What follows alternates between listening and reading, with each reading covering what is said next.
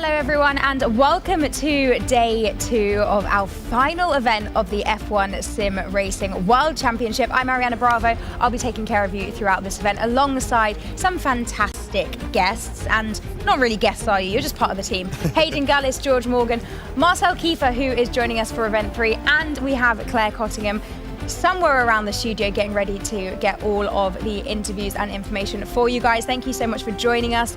Today is going to be fun.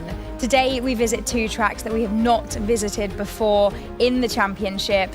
How are you feeling about that? I'm so excited. Vegas is going to be crazy. I'm expecting 4 wide moments, maybe even 5 wide moments. We're going to have, you know, blocks of cars just getting caught up with each other, a few little collisions. I think if we saw how chaotic Mexico and Brazil was yesterday, we haven't seen anything yet as we go to Vegas. Oh, I like it. I like it. George, how do you reflect on yesterday? Yeah, yesterday was busy. One thing we can say and one thing we can take away is that we have got a championship fight on our hands. It's got closer. Ron Hart and Rasmussen, it was sort of meant to be. They came close last season. Now they're going to be dicing for the title this time. Marcel, did you enjoy day 1 with us? It was amazing. Honestly, I enjoyed every single bit of it, and I think the racing today is going to be even more intense because we only have 3 races left and the drivers can feel the pressure. They know they can still make a difference, and the teams are also pushing them to still focus, get your last bit of energy in, and also completely smash it and send it. So I think Vegas is going to be one of the championship deciders potentially, because there's so much chaos going to unfold that one driver that's maybe fighting for the championship right now gets maybe no points at all, and another one might win. So it's going to be, I think, a huge turning point in the series.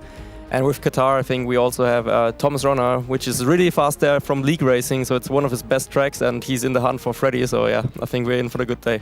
We're in for a treat, we definitely are. Before we get into that, let's have a little look at how the standings are after day 1 of event 3. Guys, take us through them. Yeah, so a few changes after yesterday. There was a few penalties given out, but Freddie Rasmussen still leads the way, 138 points. Thomas Ronhar is in second with 120.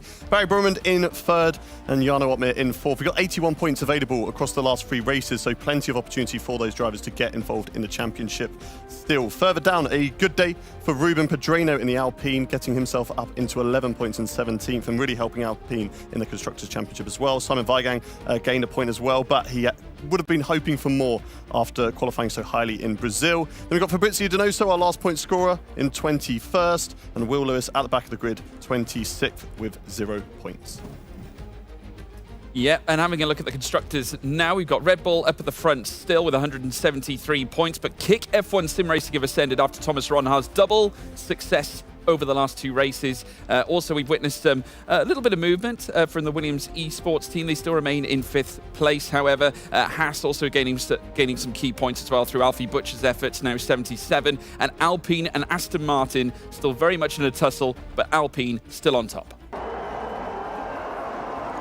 And we can have a little look now at some of the highlights from yesterday's action. I mean, there's lots to talk about. I know there's been lots of discussions, many penalties after both of the races yesterday. Some have, how can we say this? Some have garnered some debate, shall we say. Let's unpack them a little bit, because I do think it's important that we discuss them.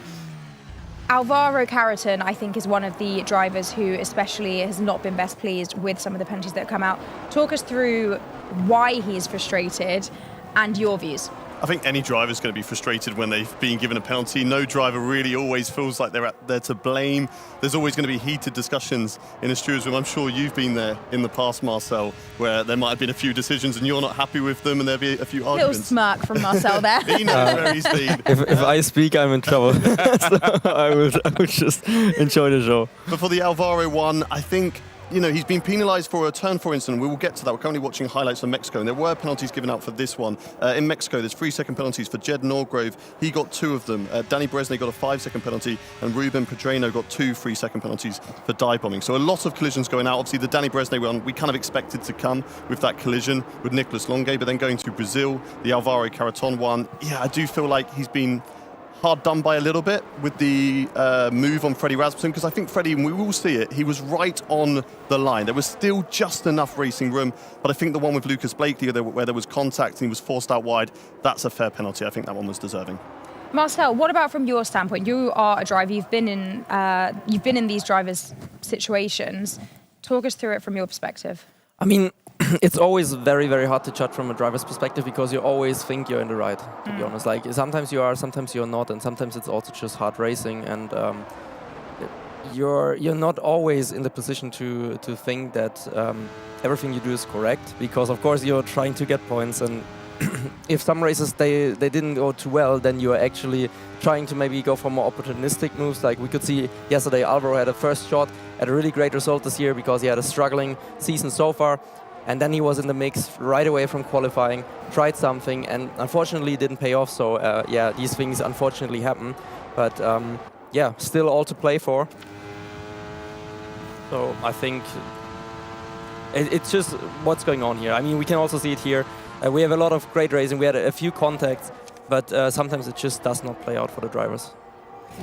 It's going to be a bit of a tough one to accept for Alvaro Carreton because it really knocked him down the order after what was a really strong performance, right, George? Yeah, I agree. I mean, I felt he was hard done by, to be fair, in terms of the standalone incident at turn 4. Obviously, there were other circumstances that occurred through the course of that race, which might have been more appropriate for the penalty that was given to him. But hey, listen, I think Williams can take positives, I think, from Carreton's efforts through the course of that race, showing that he still has that killer instinct to obtain those big podium positions. Of course, he hadn't achieved a podium here at Brazil since all the way back in 2019. Now, this is the moment down the inside on Lucas Blakely, essentially forcing the McLaren a little bit wider. But like Marcel so rightly said yesterday when we were chatting about it, it wasn't a case that he actually broke the white line. The car was still very much. I think Lucas was over the white line for that one. But the Freddie Rasmussen one, yes. With the Rasmussen one, you can argue that I think it's just hard. Like, in my opinion, it would be hard racing. But of course, I'm not a steward. I'm just here to give you guys insights. So I can also be wrong, of course. And some of the other ones that came through as well. Nicolas Longuet, he got a few penalties for some incidents. Yeah, we saw it just at the end of that highlights package. There was a little bit of contact with Jana Wotmir, so it was, I believe you said it was for 2 warnings, or 2 moving under the braking zone. First was the warning, and then the second one was the penalty. But in that incident as well, he also made contact when he moved under braking with Jano, bumped him a little bit onto the grass. That forced Jano wide. I believe he lost 2 positions because of it, so that's why the penalty was given out. And I think it was a 3-second time penalty. Yes. How does this change how the drivers will approach the racing today? Are they going to be more cautious? I mean, I suppose, Marcel, this is a question for you. Does it change anything, or...?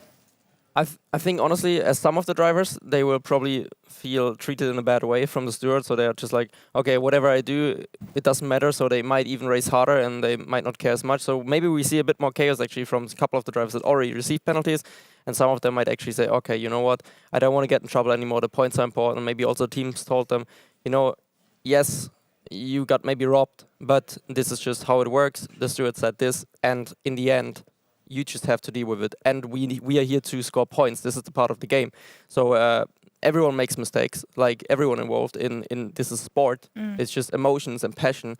And drivers are at fault. Maybe sometimes decisions are a bit questionable or something. But that's in every kind of sport. Like it never was like super clear, I think. We can all agree at that. So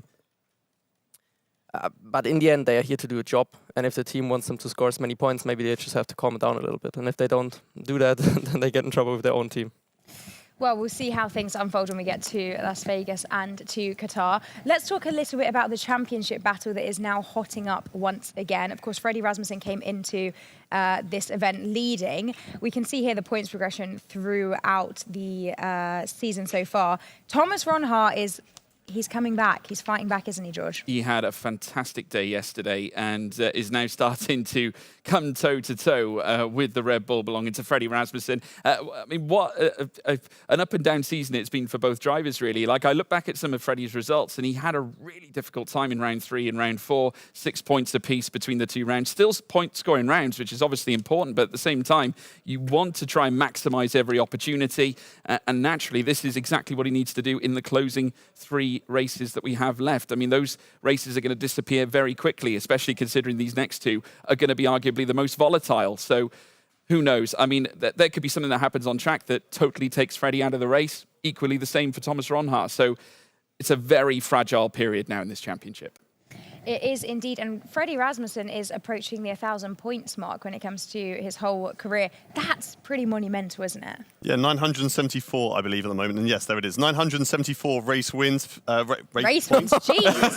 That is a lot. 15 race wins. I knew he was good, but... Yeah, no, Mr. Consistent. Wow.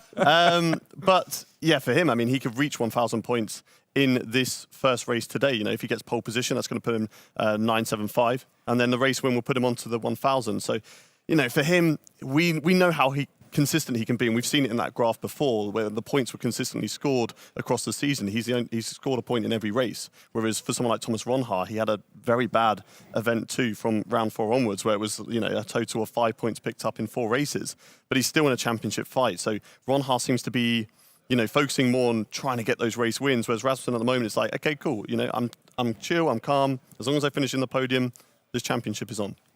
And yesterday he did finish on the podium in Mexico, and that podium brought Red Bull to 50 podiums, which is incredibly impressive. Let's have a little look at how much that means. The Red Bull giving it wings once again. In the world of virtual motorsports, where pixels meet adrenaline, one team has soared above the rest. With passion in their veins and determination in their hearts, Oracle Red Bull Sim Racing has reached a monumental milestone. 50 podium finishes in F1 Sim Racing. Each podium is not just a testament to their speed, but to the unwavering dedication and sacrifice from the drivers to the engineers and members behind the scenes, united by a common goal: victory. 50 podiums. That's Wild. Impressive, isn't it? It's madness. I mean, to be fair, this is a team that has won several constructors' titles in F1 sim racing, and Freddie's been with them since the start in 2018, and it's actually probably the key figure behind most of them. And this guy here, of course, we can't forget Marcel. But yeah, and Josh has done a great job too since coming into the team. They've always had a strong foundation at Red Bull Racing. Certainly their sim racing team has driven to new heights. Marcel probably can extrapolate a lot of that more than I can, because he was right in the middle of it. But I mean, I have to say, with Freddie's sheer character, his determination, his raw talent and ability, one of the few to still maintain that level of success through the entirety of F1 sim racing as a whole. Many could still factor him in as the GOAT. The only thing that separates him from that is not winning the championship. Exactly that. Right, we are about to head out to qualifying in Las Vegas. And everyone is just saying it's going to be chaos. Marcel, do you think it's going to be chaos? Yeah, actually, Yeah. I don't have any prediction as well. Like I can't tell you who's going to be in pole. I mean, qualifying is going to be a little bit more calm, I think, than the race. But once we are actually going 5 lights and pedal to the metal and go, you know it, man. I think then it's actually going to turn absolutely crazy. Then we are in for complete chaos fest. Like it's gonna be. I think until the pit stops, it's gonna be somewhat calm, and then it will be insane. Well, we were able to catch up with a couple of the drivers to hear how they're feeling ahead of racing in Las Vegas for the very first time. Wilson Hughes, Edo, Norgrove, Omnia, Manley, they're all in the mix of all this. We've got a Red Bull now going side by side with the AlphaTauri. One hell of a feeling to have a perfect race from lap 1 until lap 36. I managed to get 26 points actually, got the fast lap as well. Because of the DRS I got twice on that lap from Barry. Tried to time it correctly so I could at least have an attempt to get the fastest lap. And yeah, in the end I managed to do that, and yeah, very happy. Was hardship in event 2, he hails in event 3. It's victory for Thomas Ronhaar here at Mexico City. Take about Thomas Ronhaar. Well, first of all, Las Vegas is going to be the most chaos race ever. Many things will happen, many things can happen. So Vegas is the type of the tracks that the DRS gives you so much lap time, and the long straight, the straight is so long. And so we're gonna see like people like maybe like P4 jump to P1 in one straight, so it's gonna be really crucial. The corners are really hard. Even a bit early or late, any strategy can work as long as you're there at the end. P1 on the final lap, but P2, P3, P4, or even P5, you can still win the race. If you lock up, if you outbrake yourself, you get wing damage, you hit the wall. So it's gonna be a really tricky race. You get a point, but it doesn't really matter because it's Vegas. In all fairness, it's a lottery. Gonna be one hell of a race. I think it's gonna be the hardest race in F1 Esports history. Oh, the hardest race in F1 esports history. We will see. Let's have a little look at our schedule for the remainder of Event 3. As we've said, today we go qualifying and racing in Las Vegas and then to Qatar. First time that we'll be visiting both of those tracks. 5 p.m. for the race, but of course qualifying before that. And tomorrow, the final day of the championship, we will visit to Abu Dhabi. We will visit Abu Dhabi to wrap this championship up. 2 p.m. for qualifying and 5 p.m. for the race. Make sure you join us for all of the remaining sessions that we have because they promise to be nothing but exciting. This is my cue to leave. Hand it over to you guys. I can't wait to see how the drivers fare around Las Vegas. Qualifying at the Las Vegas Grand Prix is upon us. Take it away, guys.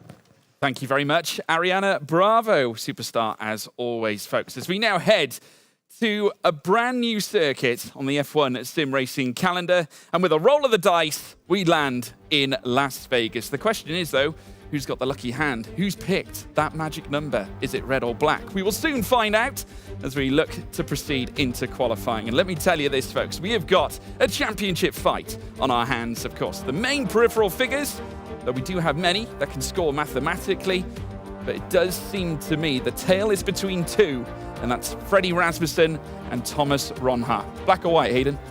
Oh, black or red, I should say. Now, aren't you? Do you know what? We're going to find out tomorrow, aren't we? Hopefully. Hopefully it goes down to the wire. Oh, Las Vegas. What a tricky circuit this is, George. Yeah, it's going to be tough. Lots of straight line speed sections, but of course you do have some tricky bends to boot as well. Sector 2 gets a little bit more tricky. Of course, you've got the few 90-degree lefts and rights to take and a few quick fire bends as well. The final sector can be quite deceptive too. There is a tight chicane at the end of the speed trap heading in towards turns 14. So then heading through towards turn 15 as well. We've seen many lose it in the past in league racing, but for the first time we go racing here at F1 Sim Racing. But first and foremost, we've got to decide who's on pole. And first and foremost, we've got Q1 ahead. There is Alvaro Carreton back out on track, Hayden, and looking to right the wrong from yesterday. Yep, he was maybe a little bit too aggressive yesterday. As we've already spoken, the Lucas Blakely one I think was a fair penalty. I think he is entitled to argue about the Frederick Rasmussen one, but the stewards have made their decision. You know, the referee's decision is final, and they've now got to accept that and move forward to a brand new day where it's two very different circuits. We've got Las Vegas, first of all, tight. There's a lot of barriers around with it being a street circuit, and there's also a lot of curbs that are going to unsettle the car. You can't attack them like maybe you look at Mexico, where you can, you know, cut a few corners within the track limits, and you're going to gain yourself time. Whereas here, especially down to this corner at the end of the Las Vegas Strip, if you take too much of that inside curb, it's just literally going to pick up your car and throw you into the barrier. So you don't want to do that. So there's a lot of time that you're going to be losing if you are doing that, as the drivers are peeling back into the pit lane after doing their installation laps. They're on intermediates at the moment, just to make sure their equipment's working. And if somebody's going to go and complete a lap, they just want to get a delta to compare themselves to and sort of, you know, help push them forward when they go and do their hot laps later on. But yeah, a difficult circuit here at Vegas. I think we could potentially see a few drivers just getting it wrong because it's so easy to do so.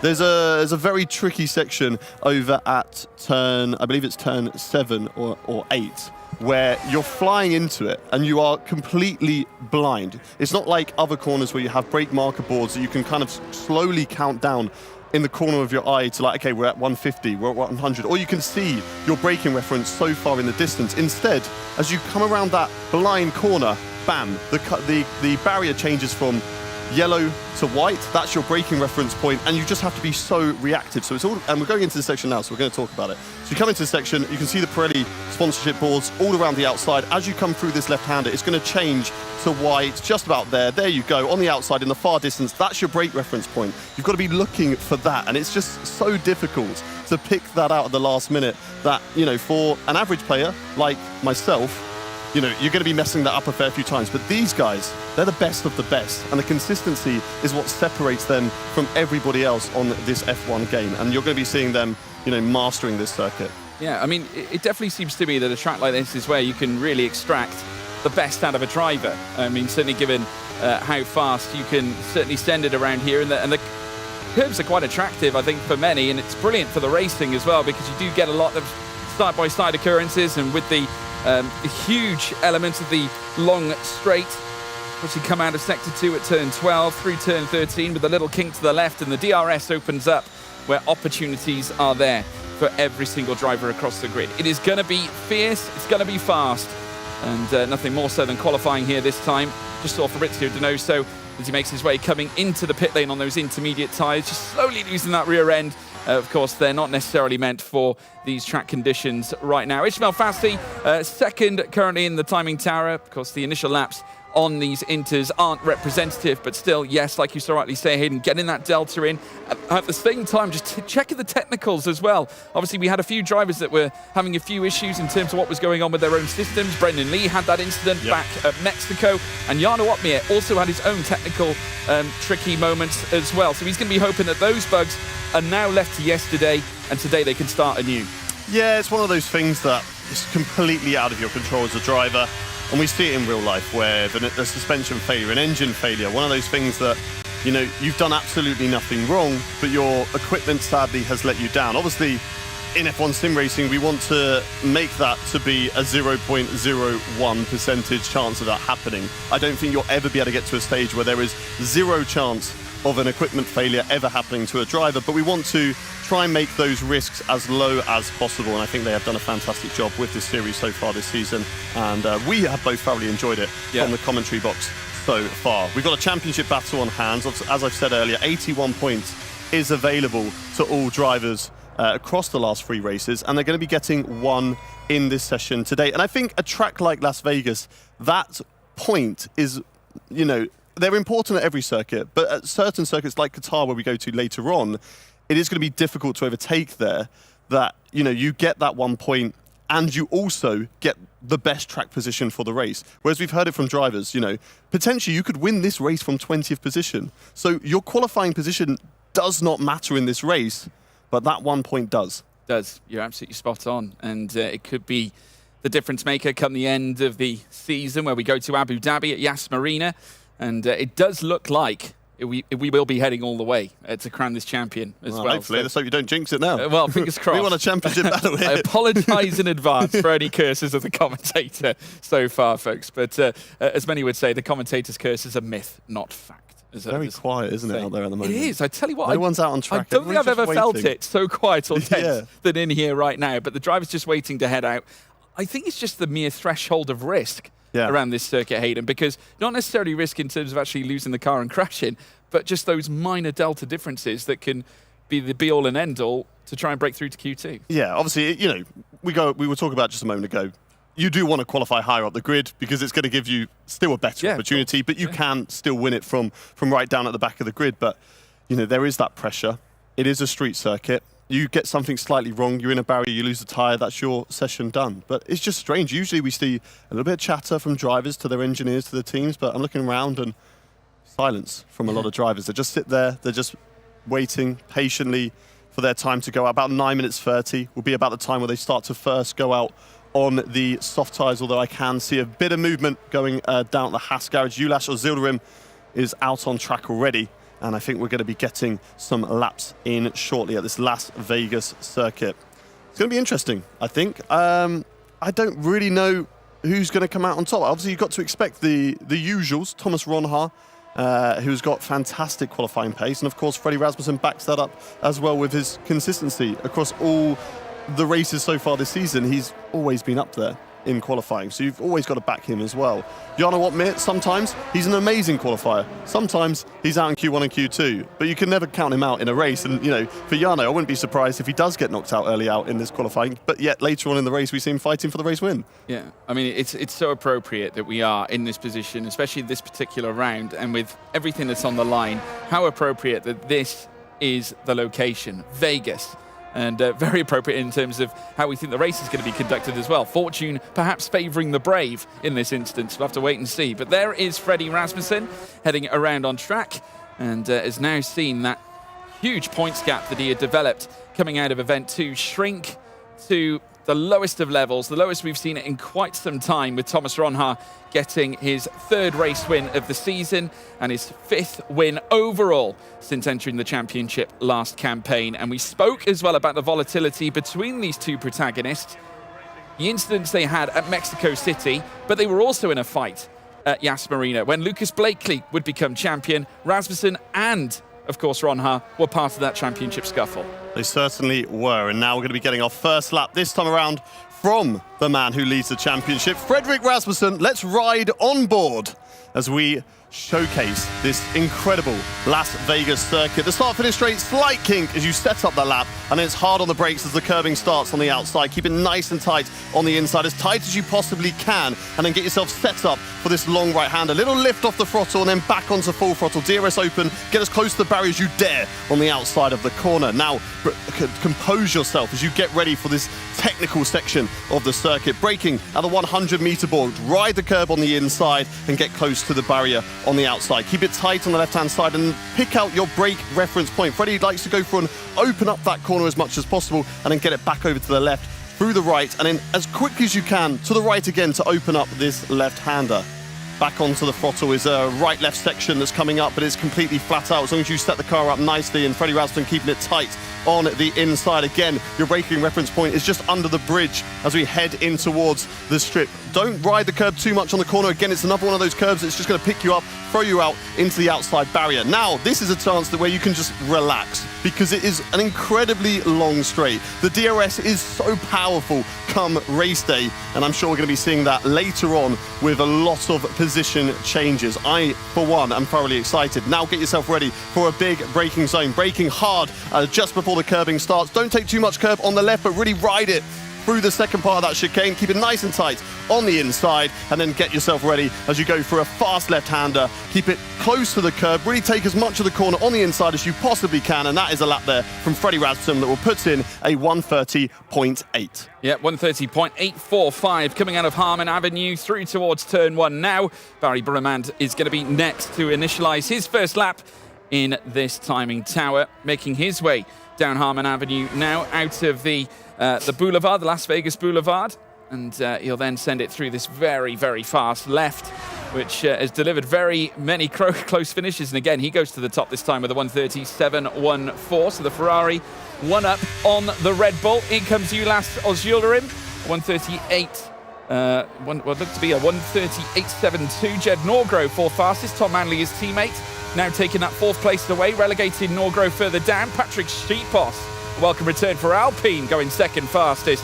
With Josh Edo behind him, Ismail Fasti announcing his return. Didn't have a great day yesterday whatsoever, but now looking to come back in a positive fashion, has done so, certainly with that first lap. Brendan Lee going ninth fastest. In comes now Ruben Pedreño for Alpine. He jumps up into the top 10, but it's Fabrizio Donoso Delgado, who nestles in a 136.95. Danny Moreno stepping up as well. Thomas Ronha fastest now in Q1. A stellar lap, a 136.42. In comes the reigning champion, Lucas Blakely, goes second fastest behind the Dutchman. Alvaro Caraton also crossing the line, can only stay 15th. Up comes Jana Watmere into the top 10 as well. 7th quickest in this instance, but it's Thomas Ronha to the top in the initial stages of Q1. First blood then to Thomas Ronha. Top of the board at the moment with Fredrik Rasmussen. A little bit worried, down in 12th position. He's going to have to certainly go again in this qualifying session, whereas Thomas Ronha, has that benefit of having 0.3 of a second gap to those guys that are in the drop zone, that he can maybe think about, you know what? I'm safe there. I don't need to go again. I'm going to save myself a set of tyres, and we're going to save those for Q3 because he believes that he can get there. Freddie already back into the pit lane and will be preparing himself with about 3.5 to 2.5 minutes left to go to get back out for another flying lap to make sure that he does not get relegated and gets knocked out in Q1. So that's certainly one to look for. Danny Moreno in the car today for McLaren Shadow, sadly though down in 19th position, as is Jake Benham, but they won't have the benefit of running yesterday to get into the groove of things, get used to their rig, the systems that are in this event space. So they're going to have to take this and learn very quickly to get up and ready for this qualifying session, because at the moment they're in the drop zone and they don't want to be there, in 4 minutes time, because then they don't get to go any further. No, that's right. And I mean, looking ahead now, Aston Martin have been obviously on the hunt of more points. Obviously, they're in a battle with Alpine right now at the tail of the field. I spoke to Donoso as we came into the into race week, and I said to him, "What do you make of your chances stepping into this one?" He said, "Keep your eyes peeled on us," he said, coming into this. And I do believe him to a certain degree, because Weigang did step up for sure. And obviously, despite the results perhaps seeing him tail down the field during the race, the fact that he qualified as high as he did to go third fastest and start third on the grid as we moved into the race at Brazil, it certainly was a brilliant sign for them. And now they got Fabrizio Donoso up in the top 3 here at Vegas. It does make you wonder whether they found something, whether they've worked on something during the periods between Event 2 and Event 3, Hayden, where they could potentially take big points. Yeah, well, I mean, Aston Martin aren't afraid to switch up their drivers, so maybe it's a case of taking the workload off these drivers. So, you focus on these tracks, you can focus on these tracks, and John Evans will focus on these tracks. So therefore, it splits the workload amongst the drivers, allows them to prepare fully for those ones. Or maybe there's just one track. Do you know what? We're going to go all out for this track. So Simon could have put so much preparation into Brazil. I'm going to go all out for Brazil, and I might not get some good results in the rest of them. But Brazil is where I'm putting, I'm edging my bets for this one. But which certainly worked out in qualifying. Fell away a little bit in the race, but due to the penalties, both drivers were able to come back up the grid. And I believe it was looking at the provisional, or looking at the results in the end. Simon Weigand finished in 8th, moving up from 10th position, and Fabrizio Donoso finished in 9th, moving up from 11th. So scoring some good points there still. And now Fabrizio Donoso looking strong. Out of the session, Thomas Ronhaar, Lucas Blakely, and Ismail Fassi. All those drivers comfortable. Now Barry Broman's out as well. I wouldn't be surprised if Fabrizio Donoso does the same. Everybody else, though, they have to go again. Well, Donoso leaving it late, I think he's just trying to judge whether it's the smart move, I think. Maybe just, adjudicating with his team. Oh, he's out. There we have it. Never mind. Decision made. There we go. Seems to be a theme. Whatever you say, they don't want to listen. Well, no, it was more to the point whether he's still looking to assess. Maybe he thinks, well, maybe we are taking a bit too much of a gamble retiring early. Just sit in the car, discuss with your team. He decides that now's the time, we can retire. But a statement of confidence, nonetheless, from Donoso, and rightly so. A decent time, a 1:30.695. Now, you speak about rotation, Hayden, as well, getting each driver in the rig. We alluded to Mercedes doing that as well. Jake Benham in the car today, no Berejne. No Berejne. Berejne didn't have a good day yesterday. He was disappointed with his own performance, had the contact with Lucas Blakely, and I think he's one of those drivers that definitely wears his heart on his sleeve and can fully be accountable and accept when he has made a mistake. He spoke to us after the show and just said, I just messed up. I made a mistake. I didn't mean to. It just caught me out, and I felt really bad about it. And, so he'll be looking to pick himself up for the final race. He will be back in Abu Dhabi.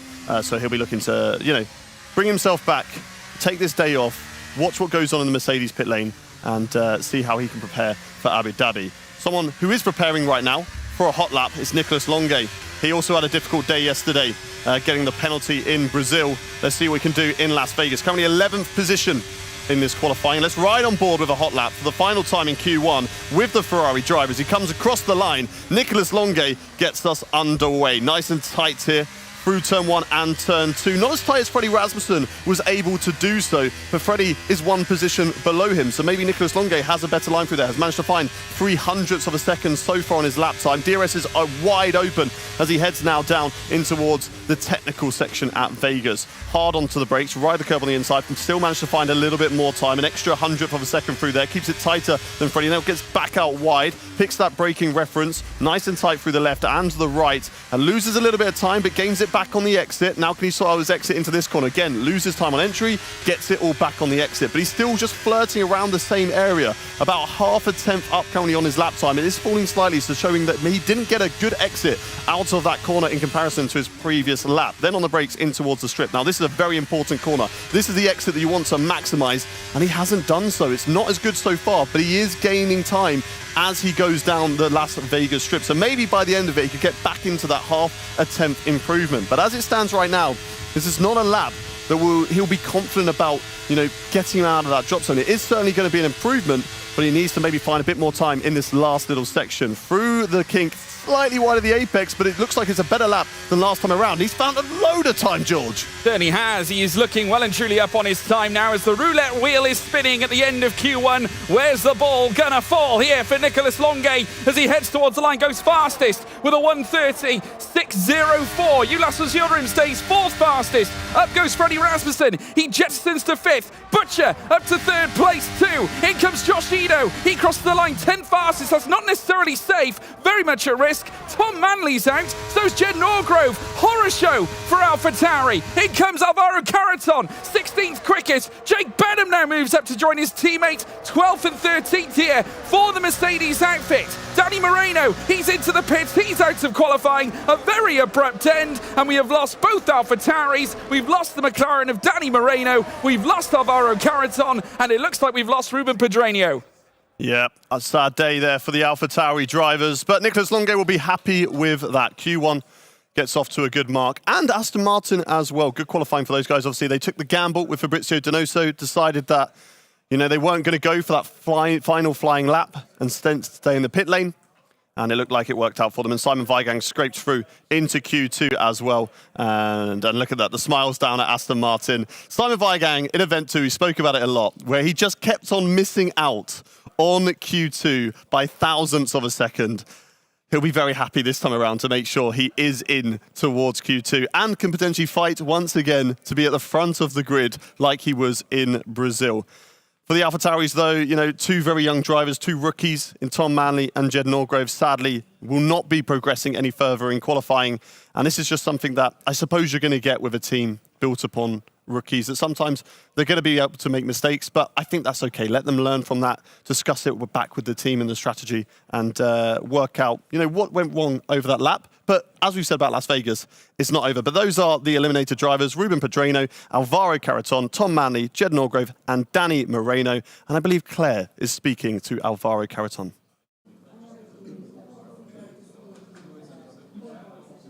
Vegas is really, really tricky, isn't it? Yeah, it's really tricky, obviously, with the walls. Really tricky corners, really low grip. You need to be on point. I actually felt good in here as well, but ultimately I was improving my last run in Q1, 10th and a half already, and I just touched the wall, lost 2 tenths, and I just risked in set to 3. It didn't pay off, so really unlucky, really unfortunate, but hopefully we can come back in the race. And we did speak to you yesterday when you picked up a podium, and unfortunately, with it going to the stewards, it hasn't stuck. Obviously, that's very disappointing for you, isn't it?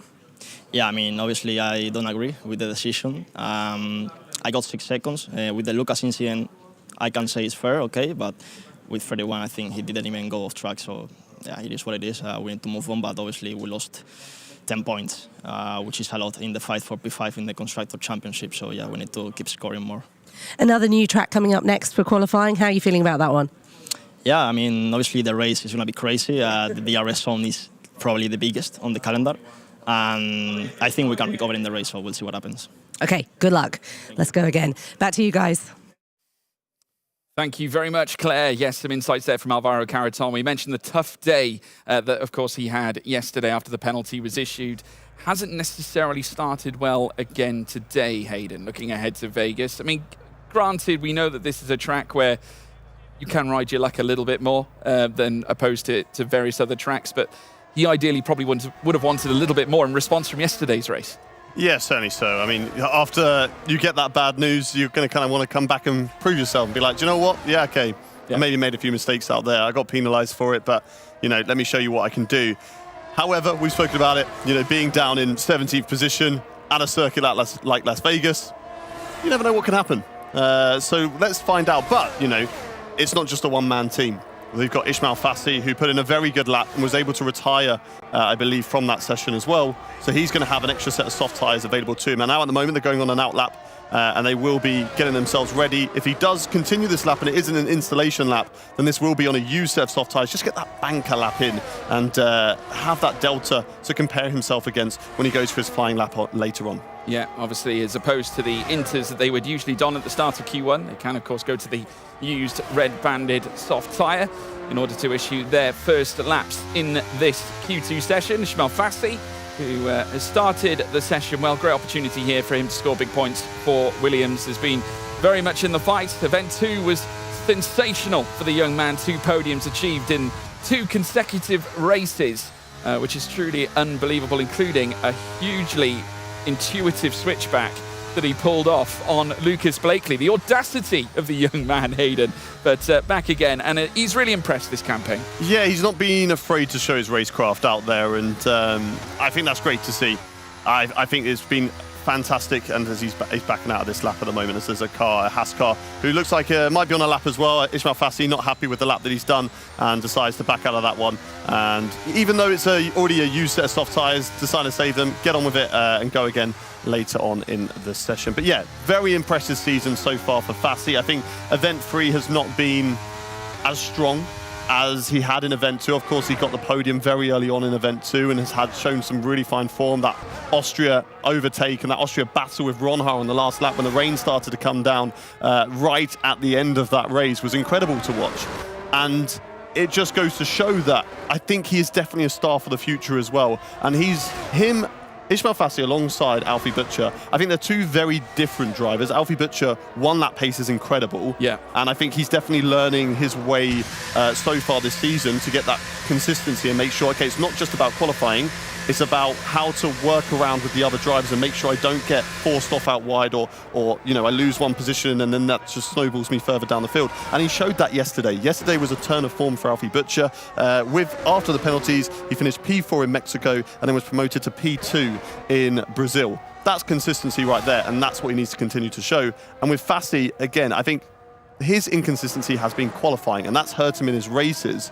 But his racecraft has been incredible, and he's not been afraid to be aggressive and really throw in those. It's almost like Jarno Opmeer in many ways. Yeah. In comparison, but they both tend to like going for that real alternate strat. Like we saw Jarno go for the medium tyres yesterday, and he was the only one to do it, which was truly remarkable. And it went to show that it actually worked at Brazil. Had he not perhaps come into contact with Nicolas Longuet, it could have been a very different race for him. Yeah, I mean, after the penalties, he's promoted to P3. But what could have been? You know, he had a look around the outside of Longuet. It's difficult to overtake there. It is. But he was just after overtaking, I believe it was the McLaren of Lucas Blakely at the time as well. So he could have done what he was doing and just saving up that battery and then waiting to go again, then pick them off one by one. And then he's in a fight then with Alvaro Carreton and, of course, Thomas Ronha.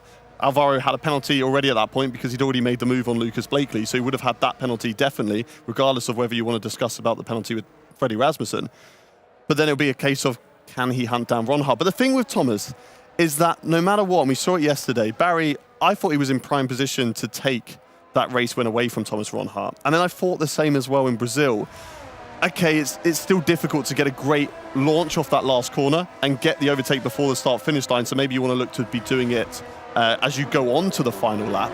But I was just very surprised he was able to hold on to that position, and he's showing that even in that lead position, he knows how to defend and knows how to hold on to it and fight for race wins. Yeah, absolutely right. Every car bar Opmeer now out on track. 9 minutes and 20 to go in the session as we now take a look at Freddie Rasmussen just making his way through the middle sector. He'll be heading down through towards turn 10 and then in towards turn 11, where he'll then meet the DRS detection point that'll take him down towards the latter point on this Vegas strip. But nevertheless, Rasmussen will be chasing bigger results this time, knows that he needs to try and keep a lid on Thomas Ronha, because if he allows him to start developing momentum here, and Ronha does seem to be that momentum character, you do have to wonder whether the break between Bahrain and Event 2 may have been the causation behind Ronha's slip-ups, Hayden.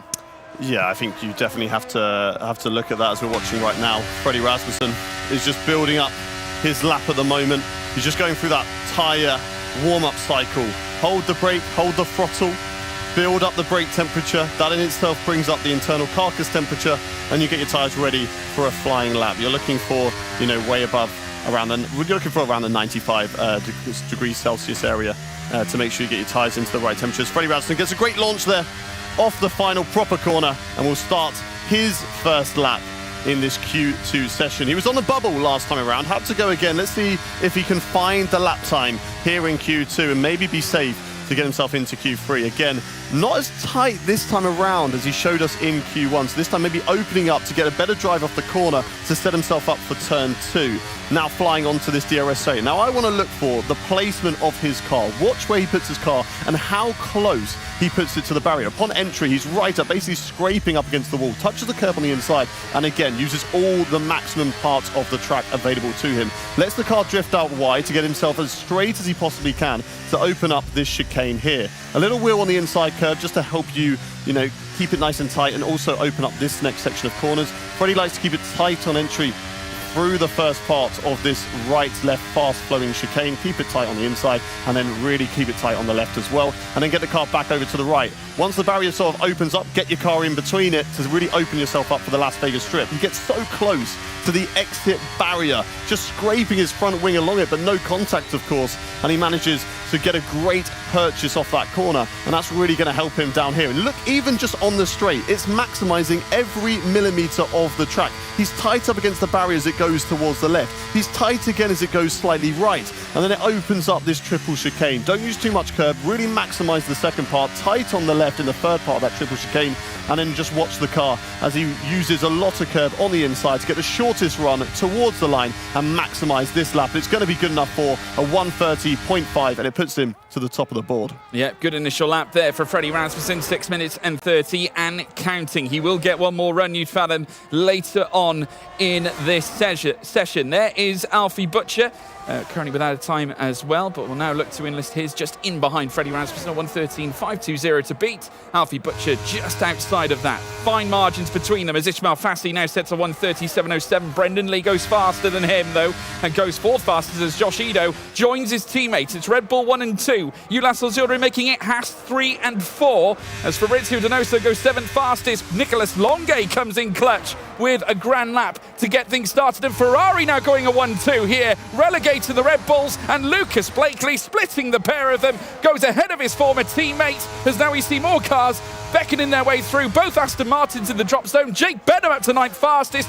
Thomas Ronhaar back with a 1:33.88. A great time for him, and Jarno Opmeer, his fellow Dutch counterpart, occupying P6. That is an incredible lap from Nicolas Longuet, a 1:30.312. Thomas also in the 30.3s, but you go as far back down to, I believe it is P5 and Freddie Rasmussen and Jarno Opmeer, and they're 2 tenths off these guys. They're safe in my eyes. I don't think they have to go again in Q2. They can now save their tyres, and I had a lot of celebration down at Ferrari. They were both, and everyone down there, very impressed with both their drivers' laps. Obviously, Barry's fourth position. He was in the 30.4s, I believe. Very strong there from Ferrari. I think Barry might just be on the cusp. He may have to go again. Let's look at these lap times now that we can see him on the screen. So yeah, down to Freddie Rasmussen.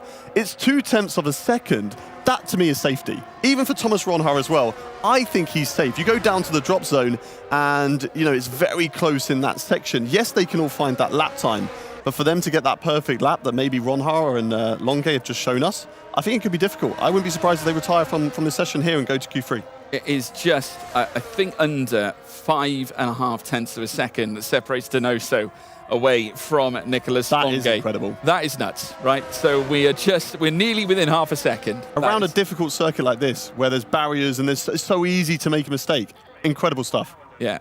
Madness. It's Ronhaar, though, who we're currently seeing on our screens, and second fastest. He just seems to be in a consistent run right now, but you can't deny that Ferrari's qualifying pace has been impressive right through this campaign so far. It's just what they do in the race that counts. They've had a few flare-ups, a few incidents that have caused them to drop down, but you cannot understate the power of Longuet's qualifying and Barry Burraman alike. They have both featured in the top end, 1-2s from time to time, maybe losing out towards the end of a session, but the pace, the raw pace, is there, Hayden. Longuet, for me, throughout his career in F1 sim racing, has been an incredible driver over one lap. And if you want a drive, if you want in your team somebody who's going to be putting it at the front in qualifying, you know, not surprising that Ferrari have gone with Nicolas Longuet. And Barry's able to back that up as well. I do think that Barry might be slightly more consistent in terms of over the course of the race, but they've got a very good driver lineup. And they're not afraid to work together as well. You know, we saw it in Zandvoort. Nicolas Longuet put it on pole, and he was able to get into turn 1 first as well. Barry was in second, and they were able to work together to do the best for the team. And if they can do that here again, you know, yes, okay, the DRS is really powerful, and we're going to be seeing teams chopping and changing and working away and fighting all the way throughout the field. But if something happens, and there is a big gap between the leader and second place, like we saw in Saudi with Freddie Rasmussen getting his win, then I wouldn't be surprised if that driver was then able to run away with it. It's up to the drivers behind to show how much they work together, but maybe there might be a Ferrari in the mix if one of them's leading to be like, I don't want to work together. My teammate's winning. If I finish 4th, that's great points for us as a team. I'm going to be a nuisance here. Yeah, I mean, that's absolutely right. I mean, if we want to allude to luck as well, Longuet currently has 7 pole positions under his name, so that's a lucky number for you, heading around the Vegas Strip. We also want to touch on Lucas Blakely, fastest in the first sector on that particular lap, and managed to go 3rd fastest just behind Thomas Ronhaar. Again, someone who hasn't got the best out of his race. No, he's had a really, really horrid time this season, but this is a place for gambling, isn't it? You know, and I think hopefully his luck will change at Vegas, because if he's coming to Vegas with bad luck already, who knows what could happen in the chaos that we see later on in the race. But he's putting himself at the moment where he needs to be. No one other than Nicolas Longuet think they are safe, which is no real surprise, because Nicolas is, 700ths of a second quicker than Thomas Ronhaar. And people at home might be thinking, 700ths, that's nothing. Okay, what do you mean? How's that safety? In F1 sim racing, with the gaps being so small, I mean, look at first down to the drop zone. It is 2 tenths, just over 2 tenths of a second to separate those guys. So for a driver to find 7 tenths on that lap is a huge ask. And yes, some people will, and some people will top him. I don't think Nicolas Longuet could top this session. I think Ronhaar has a great chance to do that.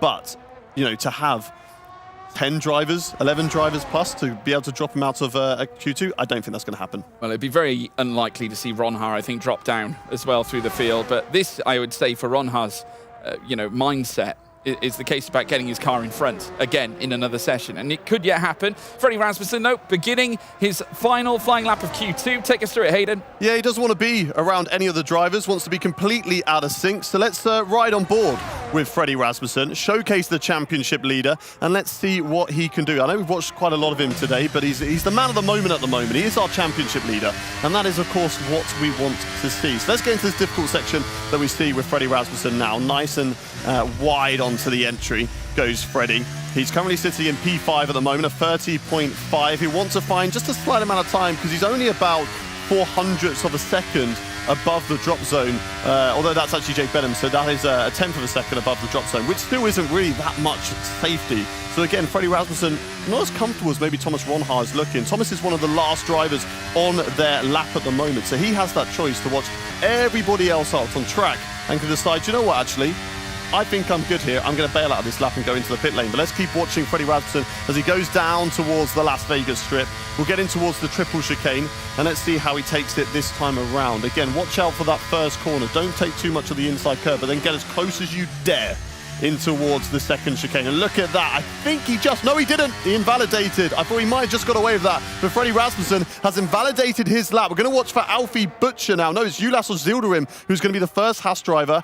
Alfie Butcher's a little bit further behind, but Freddie Rasmussen is in trouble here. Well, the dealer is called call, and it's time for the players to put their cards to the centre of the table, and Rasmussen won't be able to do that. He's currently 5th fastest in this timing tower and could yet be eliminated should there be 5 to 6 drivers that make it through out to the bottom end. Ulas Zilderim does topple him. Rasmussen in the pit. He's going to have to watch it all from the sidelines as Alfie Butcher moves ahead of his teammate and goes 5th fastest. Brendan Lee up to 7th. Patrick Schipos 11th. No, he won't progress. He remains where he is. Ishmael Fassi, he comes into the pits. He's been eliminated. Lucas Blakely looking to topple Ronhaar. He can't. Stays 3rd. Jake Benham, the all-star, trying to erupt. He's out here of Q2. Sensational. Thomas Ronhaar goes fastest here in Q2 with a 1:32.71. Jarno Opmeer ascends to P3. A truly death-defying performance from Freddie Rasmussen. Despite not being able to function with a lap, he manages to get a P10 out of it. Truly remarkable.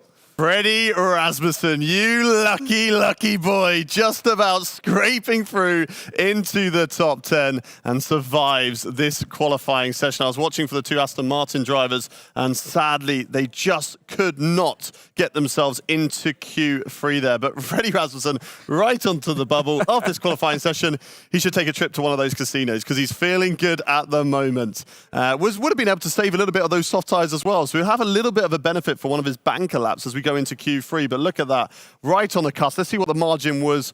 400ths of a second safety between him and the Alpine of Patrick Schipos. Both Haas drivers into the top 10. That's going to bode really well for their qualifying session.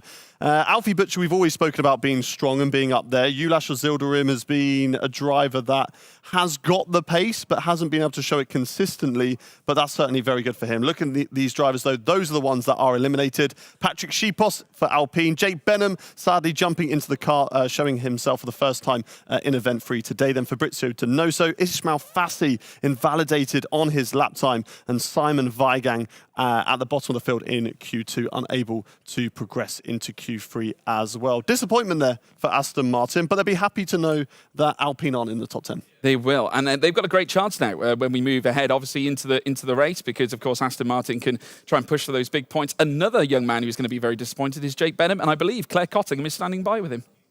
I am indeed. Well, Jake, are you disappointed? George was saying you might be disappointed out there. Yeah, of course, it's not ideal. But honestly, if there's one track that I don't mind qualifying outside top 10, then it's this one. There's so much strategy that can go on, carnage over that long straight. So, yeah, it was hard getting into it because obviously I had the driver swap and about 40 minutes compared to everyone else's driving yesterday. So I felt a little bit more tense than usual, to be honest. But yeah, if there's one track, then it's this one that I wouldn't mind qualifying 12th. It's a tricky one. It's a tricky one out there. Feeling a bit tense then. You've got another qualifying session to go. How can you kind of shake yourself into, a more relaxed state? Yeah, well, I mean, I think it's just the lack of laps, to be honest. Going into Qatar, it should be a bit better, more laps under my belt. And obviously higher downforce, so it won't be as tricky on the low grip surface as well. So, yeah, hopefully Qatar's better. It's you need a good qualifying at Qatar, but yeah, it is what it is. We can definitely still get good points from here, so I'm not too disheartened. I was going to say from 11th, that's actually not a bad place really to start. I believe you were 11th. I've got to think about qualifying 12th. But that's still not a bad place to kind of start, especially with a place like Las Vegas where it's going to be chaotic. Yeah, exactly. It's going to be a complete carnage race, I think, with that massive long straight, like I said. So yeah, not too disheartened, but ultimately, obviously, you want to be getting up near pole. But yeah, it is what it is. Nothing you can do now. Just watch from behind and then get in when you can. Bad luck, Jake. Thanks so much. Guys, back to you. Yes, thank you very much, Claire. Great, obviously, to get the insight from Jake Benham. Despite it not necessarily going to plan, he knows that he'll still have a chance through the course of the race, and there is that element of luck. It's why we do often wonder from time to time whether it is such a bad thing you're out of Q2 here at Vegas, because you can sometimes benefit after, off all the chaos that you can get. Even on the opening lap. I mean, generally, the opening lap is one of the worst elements of it, especially heading in towards turns 1 and turns 2. Yeah, it's a difficult opener to a lap. And then if you're still battling towards 4, 5, 6, 7, all the way around there, then, that's where things can sort of come undone. People can trip over one another. And that's certainly something that we're going to be watching out for later on in the race. Jake Benham, though, confirming what we were talking about, that for him and also, I guess, for Danny Moreno as well, that they haven't had a lot of time to jump into the rigs and they haven't had that much time to prepare. Compare that to those drivers who did a lot of running yesterday.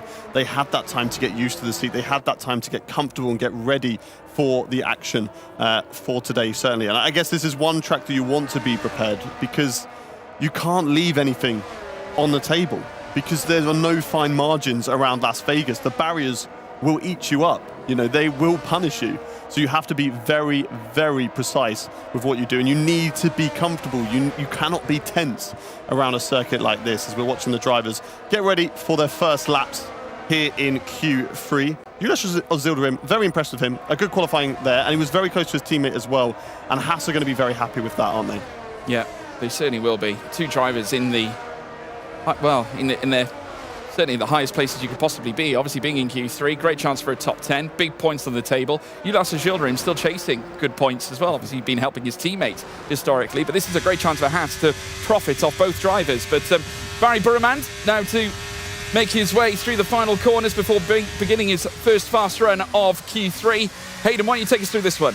Barry B, let's see what he can do in Las Vegas. Obviously into the top 10 shootout. The battle for pole position is among us. Let's see what he can do on this lap as he sets himself up with the DRS wide open and getting prepared for this hard braking zone. Braking at the 100-meter board, and he will be just making sure he gets this banker lap in at the moment. Do not overstep the mark on this lap. If you lose a tyre around here at this stage, you'll have no chance for that shootout. Just get the banker in, get a time on the board, and save your best for later on. Slightly wide, but opened up the exit there, so we'll have a good drive off of the corner down this flat-out section. He's green currently, and that's obviously because he hasn't set a lap time so far in this section of qualifying. Getting himself now prepared for the Las Vegas Strip. A slight correction on the steering wheel, turned in too early. Noticed that he was going to hit that inside curb, but if he did so, it would have thrown him out into the outside barrier. So had to correct the steering wheel, and that is going to lose him a slight amount of time on this lap so far. So close to the barrier. It's incredible how close they are able to get to the barriers, down even just such a straight like the Las Vegas Strip. Now prepare for the triple chicane. Onto the brakes. Not too much on the inside of the first part, really riding the second part. Doesn't invalidate like Freddie Rasmussen did at the end of that Q2 session. It's a tidy lap so far from Barry Broman. It's not the best that we're going to see from him. We're going to see that later on at the end of this Q3 session. Freddie Rasmussen does go fastest, and Barry Broman is able to beat it. Yeah, goes fastest of anybody with a 1:13.391. Ulas Gilda in fourth fastest, just behind Josh Edu.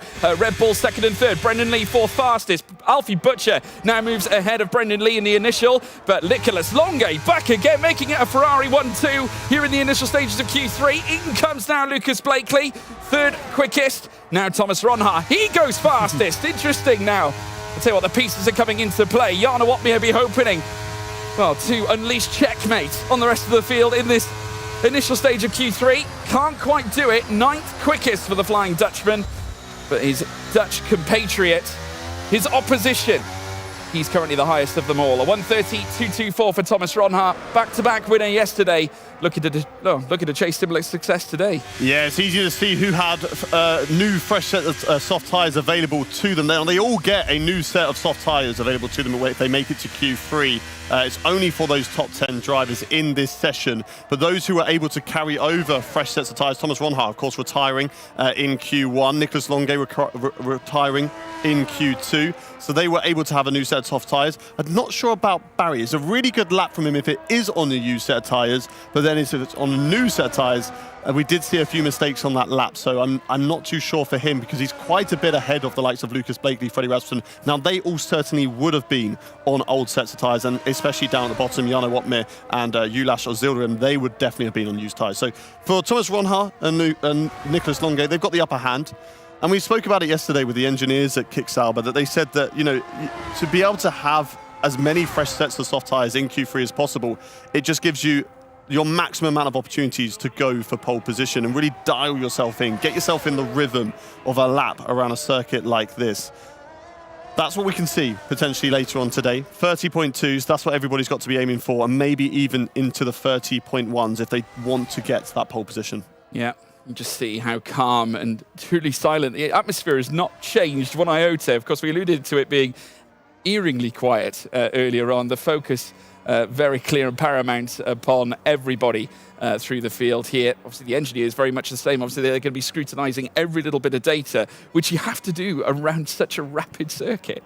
Yeah, and there'll also be, you know, for those teams that are out, look at Aston Martin, for example, both drivers out this session, they're going to be busy working, right, okay, what is the strategy? What can we potentially do now from this position later on in the race?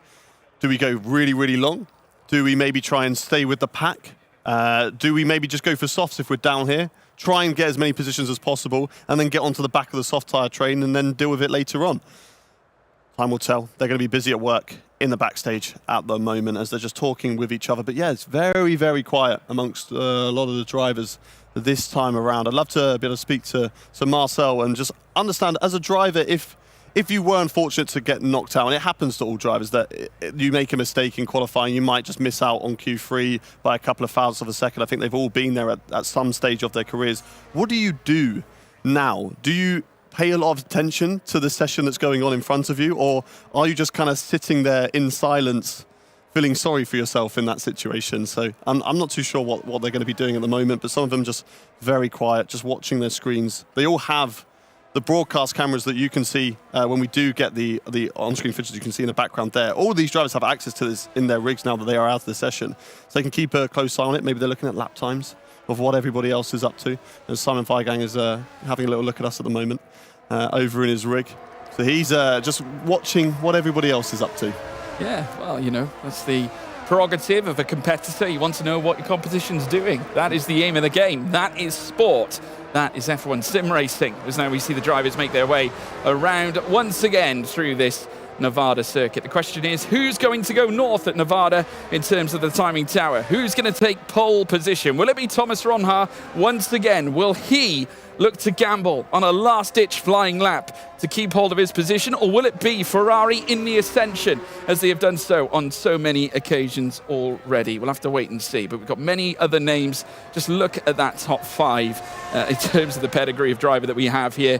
Obviously, Rasmussen knocking on the door for that championship. Lucas Blakely already successful. Barry Burremand and Nicolas Longuet, arguably the strongest partnership we have seen in the modern time of F1 sim racing, with Thomas Ronhaar also up there too, also bidding to become a champion for the very first time as well. I tell you what, it's mouth-watering, isn't it, Hayden? We've got every opportunity to witness this now, up close, in person, in a LAN environment. Great to be back here.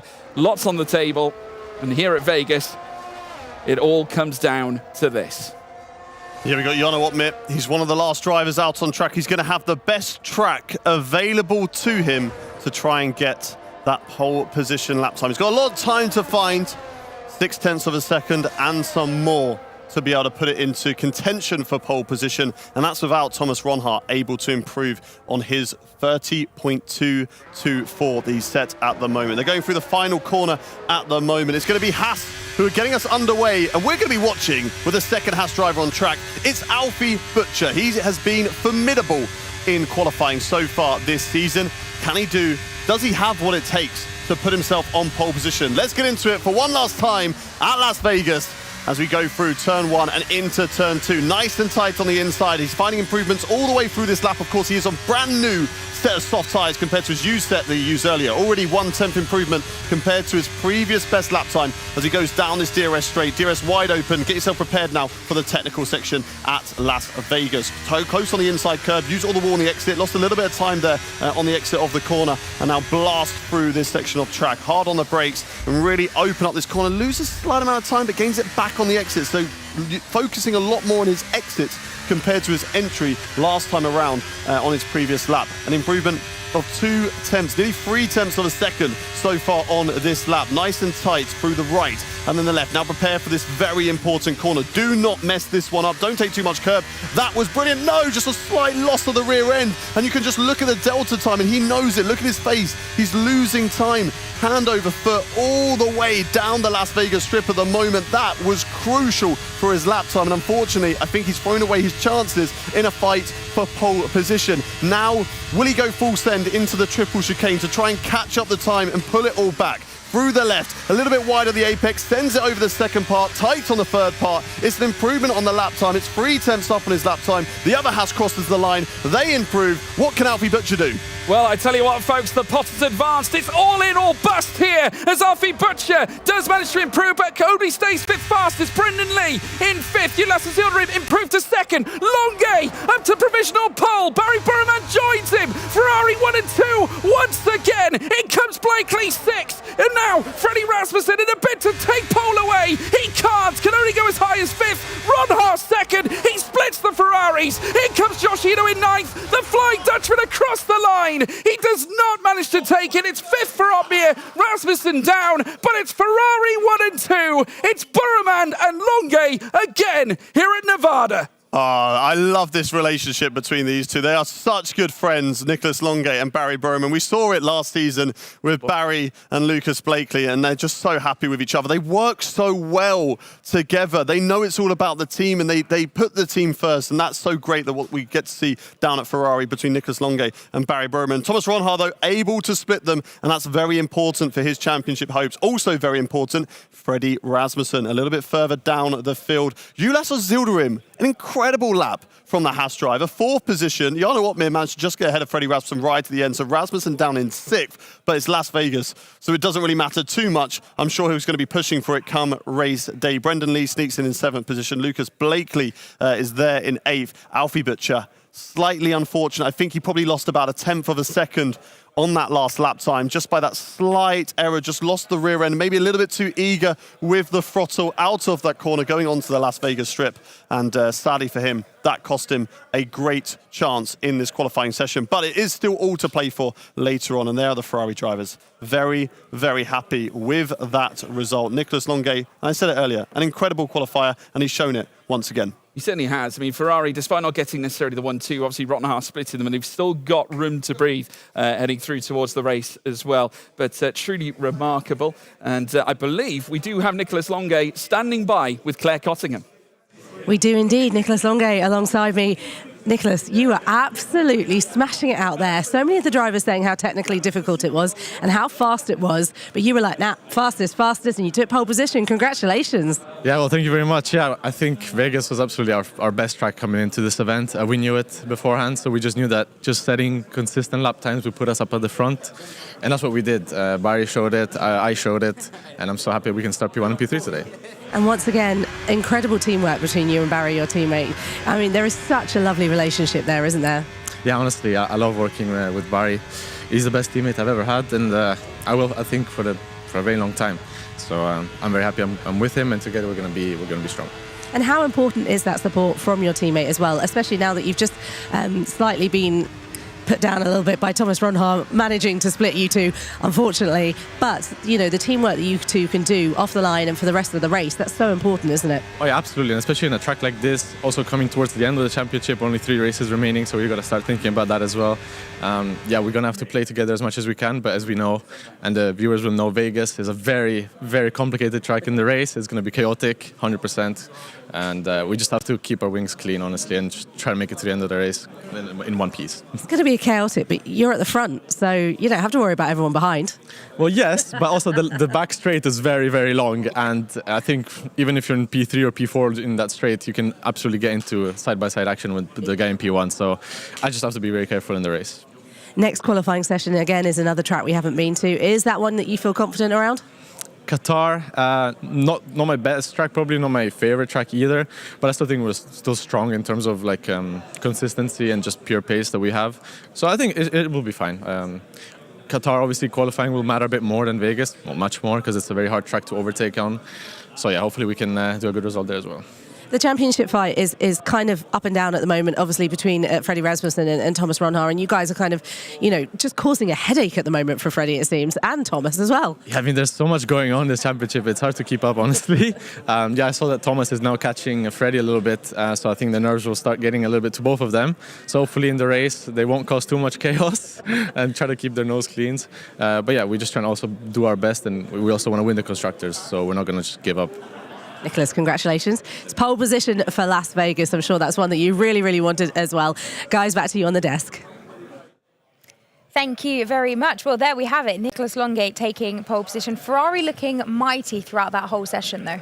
Yeah, a very, very strong performance from both drivers. And it helps them, of course, in the race because they can work together a bit more compared to those other teams that don't have their teammate to back them up. So this is going to bode really well for Ferrari in their constructors' fight with both Red Bull and Mercedes and also Kick Sauber. Makes things interesting as well when we look at the championship. Thomas Ronhaar up there in P2, Freddie Rasmussen not being able to pull it together as he would have liked. Seemed like a bit of a messy session for Freddie. Yeah, I think, again, it's that balance of risk and reward. We spoke about how far do you really want to push around Vegas. There are moments where you can make mistakes. We saw some invalidations coming through out of Q2. Freddie was lucky to make it through to, where he did into Q3 in the first place. So, yeah, maybe the fragility starting to step in now. We have alluded to it time after time, year on year. This is the moment which could define or break Freddie Rasmussen. And, to obviously go back to what you were saying yesterday, has the bot malfunctioned? Who knows, honestly, but we can also see right now, maybe there was actually an issue with his rig because there's stuff for the simulator next to the Red Bull rig of Frederick Rasmussen, so maybe he had a bit of issues, but no matter what, I was actually thinking, how did he manage to still survive? When I saw him in P5, I was sitting up there, I was like counting, just 6 cars, 1, 2, 3, 4, 5, and I was like, okay, maybe they will tell Josh to slow down because they were already worried. And then I saw him improve, I was like, okay, maybe he's out. But he was lucky and he stayed in Q3 then. Barely. It was so close. But imagine now he would have been P11, And then we have Ferrari 1, 3, Yeah. and Ronna also there. That would have Big for the drivers and the teams. crazy. I think at the moment the strongest team for sure Ferrari, and the fastest hot lappers is Nico, Barry and Ronna, and they are literally there every single time. I don't know how many poles I actually got. I don't know the statistics as you do, but it's actually nuts to me. Yeah. Marcel, talk us through some of your analysis. What stuck out to you? Yes, so I actually didn't have too many highlights aside from the invalidation from Freddy, but we have a comparison between Nicolas Longue and Thomas Ronna, so the pole lap and P2, and you can see a little bit of difference. Of course, these drivers, they are all going for perfection, so it's very close, but they of course drive different setups, and now already heading into the next bit. Ronna barely improves because he already set a great lap, and Nico finds just more and more lap time, but also currently red, so I think in the first sector he could actually find way more time. Maybe they could set a 0.0. Nico was super close to it, and right here, Nico is already ahead, and they are cutting the curbs quite hard to gain any kind of advantage that they can get from extra rotation, as some of these curbs actually help you rotate the car, some actually make you lose the car, but right there, the drivers of course know what they are doing. Here they stay tight, then they swing over to the left. Both are pretty equal. I think actually Ronna ahead at this point a little bit, and then is he losing out in this corner? Maybe. We have to see at the end of the straight. It could also be just setup related that Nicolas Longue and Ferrari are actually running a very low drag setup, which helps in Vegas, but I would then be surprised that Ronna went for a little bit more wing. And at this point, yeah, it looks like it. Nico is catching up. And we're just waiting for the final braking. Of course, also crucial to nail that. Pretty much equal, yeah. Nico gained so much back, and then on the cut, Nico got it perfectly. Ronna a little bit ahead, but with the low drag setup of Nico, he just gets the job done. And two amazing laps from both of these drivers, amazing qualifying. And Barry also right up there, both Ferraris in 0.1s. I don't know what to say, honestly. Fantastic laps from both of the drivers. We have heard from Nicolas, and I think Claire has managed to get hold of Thomas Ronha. I am indeed alongside Thomas Ronha. Not quite pole position, but congratulations, second place starting on the grid for Las Vegas. However, let's talk about yesterday and the fact that you're causing a bit of a headache, aren't you, for Freddie Rasmussen? I was trying to do my best to, get the best result possible. It was at the moment a two-way fight between me and Freddie. Gonna give him all. Starting P2 at Vegas is, like I said in many interviews, it's a lottery pretty much around there. Nearly got that 1 point for pole position, which goes to Nico. So well deserved for the pole position, and looking forward. And talk to me about Vegas, because it's one of those ones that you didn't expect to have like the smallest margins in it. The smallest mistake can really, really affect you. But you wouldn't think that really looking at Vegas, but it really caught a lot of the drivers out. I think mainly around Vegas it's very hard to nail a lap. There's many corners you need to get perfectly, otherwise you basically lose the 10th or 10th and a half or even more.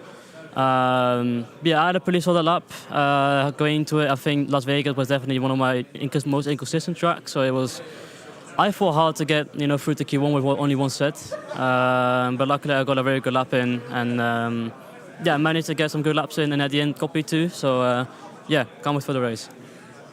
Hayden and George both mentioned how silent this room was as qualifying was going on. Usually there's a bit of shouting, there's a bit of talking here and there, there's a bit of frustration or whatever it was. It was silent. Why was it so quiet? Mainly because Vegas is the hardest track to nail a lap. It's very intense. It's also the last few days of the championship, so everything is going to be, as focused as possible. I won't be surprised if, let's say, in the coming two races, it won't be silent anymore, because a lot of things can happen, a lot of things can go wrong, a lot of things can go right, and we need to be in the right moment at the right time. Looking forward to Vegas. Next up, though, qualifying for Qatar, another track that's new for you guys. Is that one that you're looking forward to? Yes, definitely. Qatar is a very fun track to drive in quali, especially. In terms of driving, is a very fun track. It's like Suzuka. It's a very fun track to do a qualifying lap on. The exact opposite of Las Vegas, pretty much. So, we'll have to see how that goes. And qualifying is going to be important, way more important than Las Vegas. And we'll see what happens. It's so true. You couldn't find two different tracks that we've got today. Guys, back to you. Thank you so much. Yeah, I mean, fantastic qualifying session, but all of the drivers have been saying it doesn't really matter because when it comes to the race, it's going to all be up for grabs.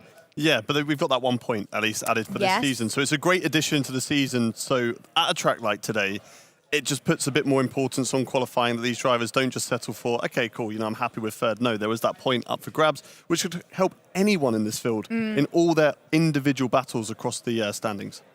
Marcel, they have a little bit of a break now, of course, before they gear up for qualifying at Qatar. Complete shift in mindset because it's such a different track. How will they be readjusting their mindset and as a team working to prepare? I know that's a boring answer, but they just do it. Like, I mean, it's their job. Like, I can't, like, I don't know. It's just natural to them. They have to do it. They are professionals, and they know the current drill, how the competition is going, and that everything is super squeezed in on time. So they need to be quickly shifting from, okay, Nico needs to carry that momentum, but also we could see yesterday, for example, with Bari, when he had a bad qualifying then in the next session, it really dragged him down for the next race, even though he still did good. I mean, it's just challenging, honestly. It's very challenging for the drivers to make sure they keep their headspace in the right one, but they don't think too much about it. They just know the next track is Qatar, and that's how it is, so they need to get on with it. Full-on schedule that we've got for our drivers here, but as Marcel said, they're professionals. Let's have a look at the starting grid for Las Vegas. Yeah, so here's the starting grid for the race at Vegas. Danny Moreno starting from P20, Jed Norgrove in 19th place. That's your back row of the grid. Next up, it's Tom Manley, 18th. Alvaro Caraton in 17th. Could not quite come back after yesterday's misfortune. Ruben Pedreño in 16th. Simon Weigang in 15th. We move on up then to P14, Ismail Fassi just outside with Fabrizio Donoso. Aston Martin knocking on the door, 13th place though for Donoso Delgado. Jake Benham in 12th place. We heard that he was a little disappointed. Decent performance from Patrick Schipos. Alpine need this, of course. 11th place just outside the top 10. Josh Edo in 10th with Alfie Butcher in 9th place. We just saw a slight mistake coming through that final sector on his flying lap. Lucas Blakely in 8th with Brendan Lee managing to obtain a P7.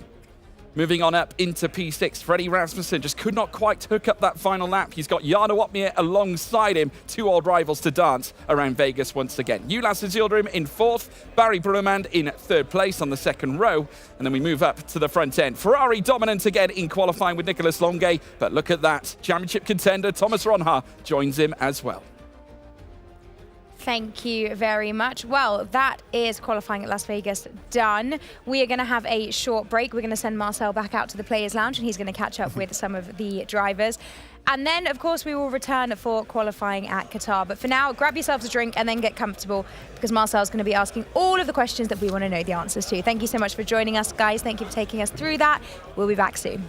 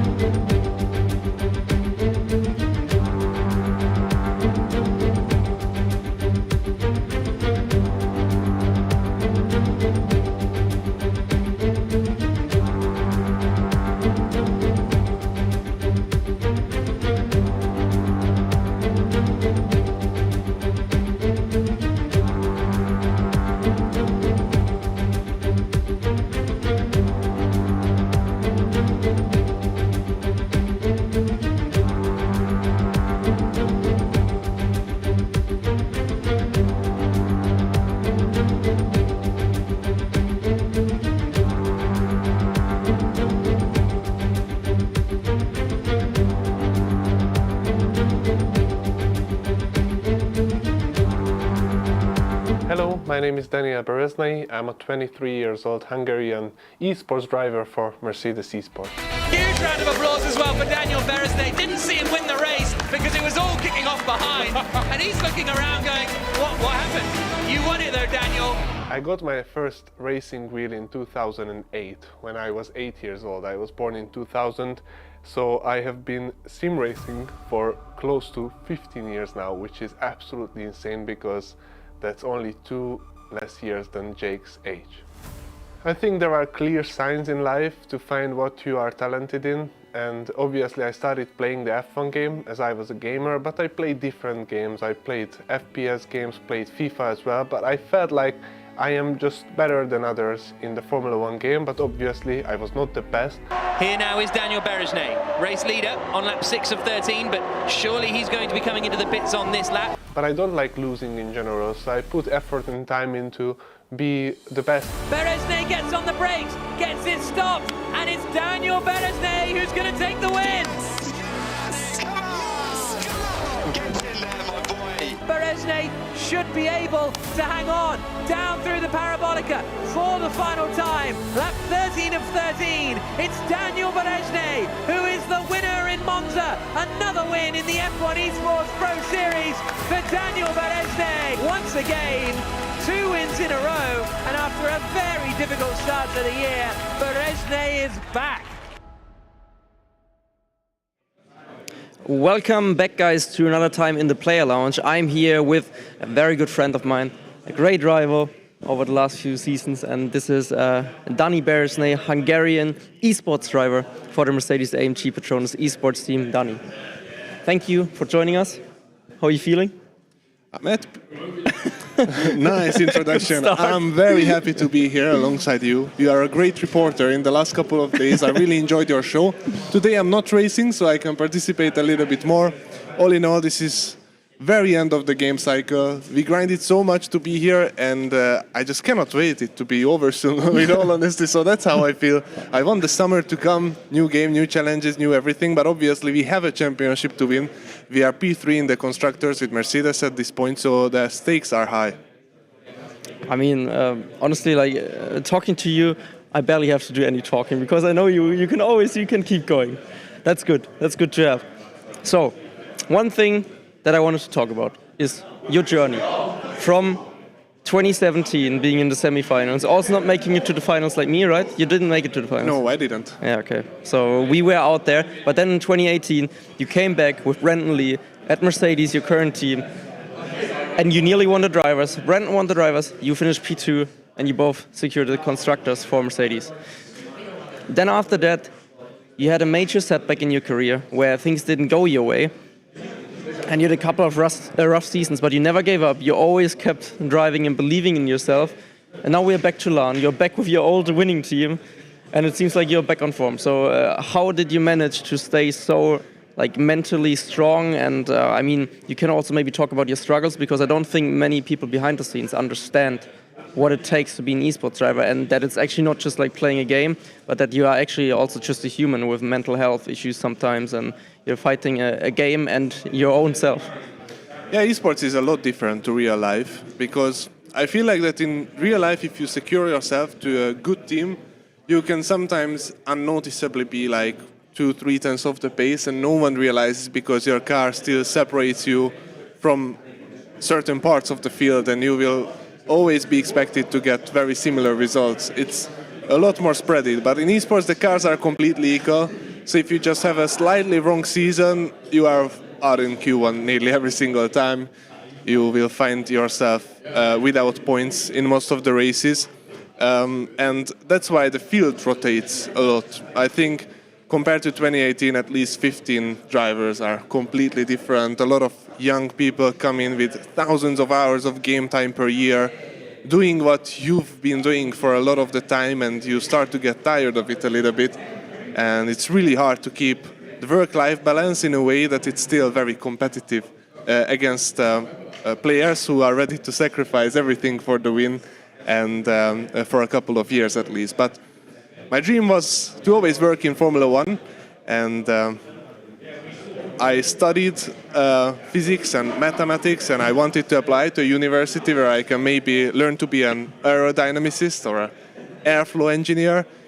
But I also like to play video games, and I didn't like losing. So that's how I got into esports.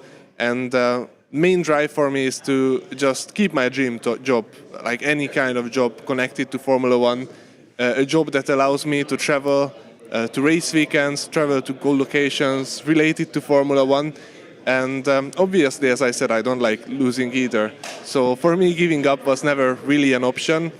I don't really have any other kind of opportunities in racing, so I just tried my best to get back to esports.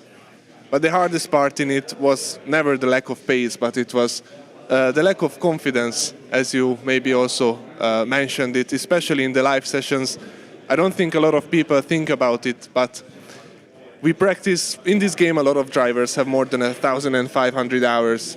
I drive 6 races this season.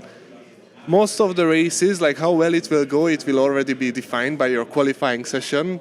And because of track evolution and tires, mostly the last lap of Q3 matters.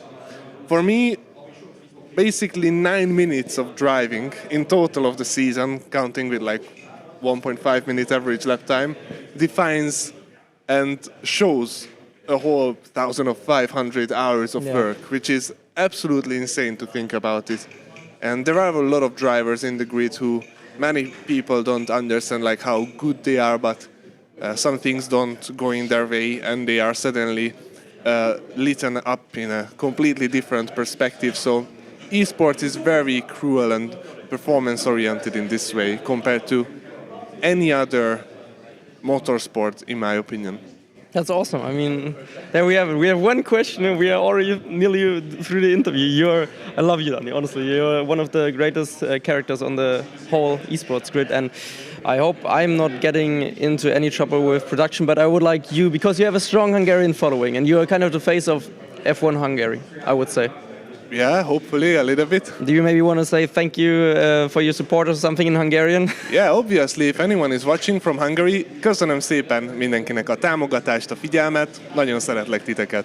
Legend, awesome. And one more thing, with a quick answer, quick fire question for you. Okay. I know you're a family man, so you have a girlfriend, you're very close to your family. I think you also have a dog. Yeah, yes, my girlfriend has a dog, but it's our dog now. Our dog. Okay. And so how do you manage this whole thing with Mercedes? Like this, I mean, Mercedes is very professional. They expect a lot of you guys. You have a lot of time that you spend on the simulators. How do you manage to do that? Just a quick one. Well, my girlfriend is at the moment studying at one of the hardest universities in Hungary, so we both work a lot. So luckily, it's not like she has a lot of free time and I'm never there. Awesome. Well, Dani, you are back in the driver's seat tomorrow. Yes. I wish you the best of luck and thank you for joining us on the show. Thank you, everyone. And now we're gonna switch to Simon Weigang. You will see a video of him now. Well, there's no balance, not right now at least. In the season here in England, I'm in Germany.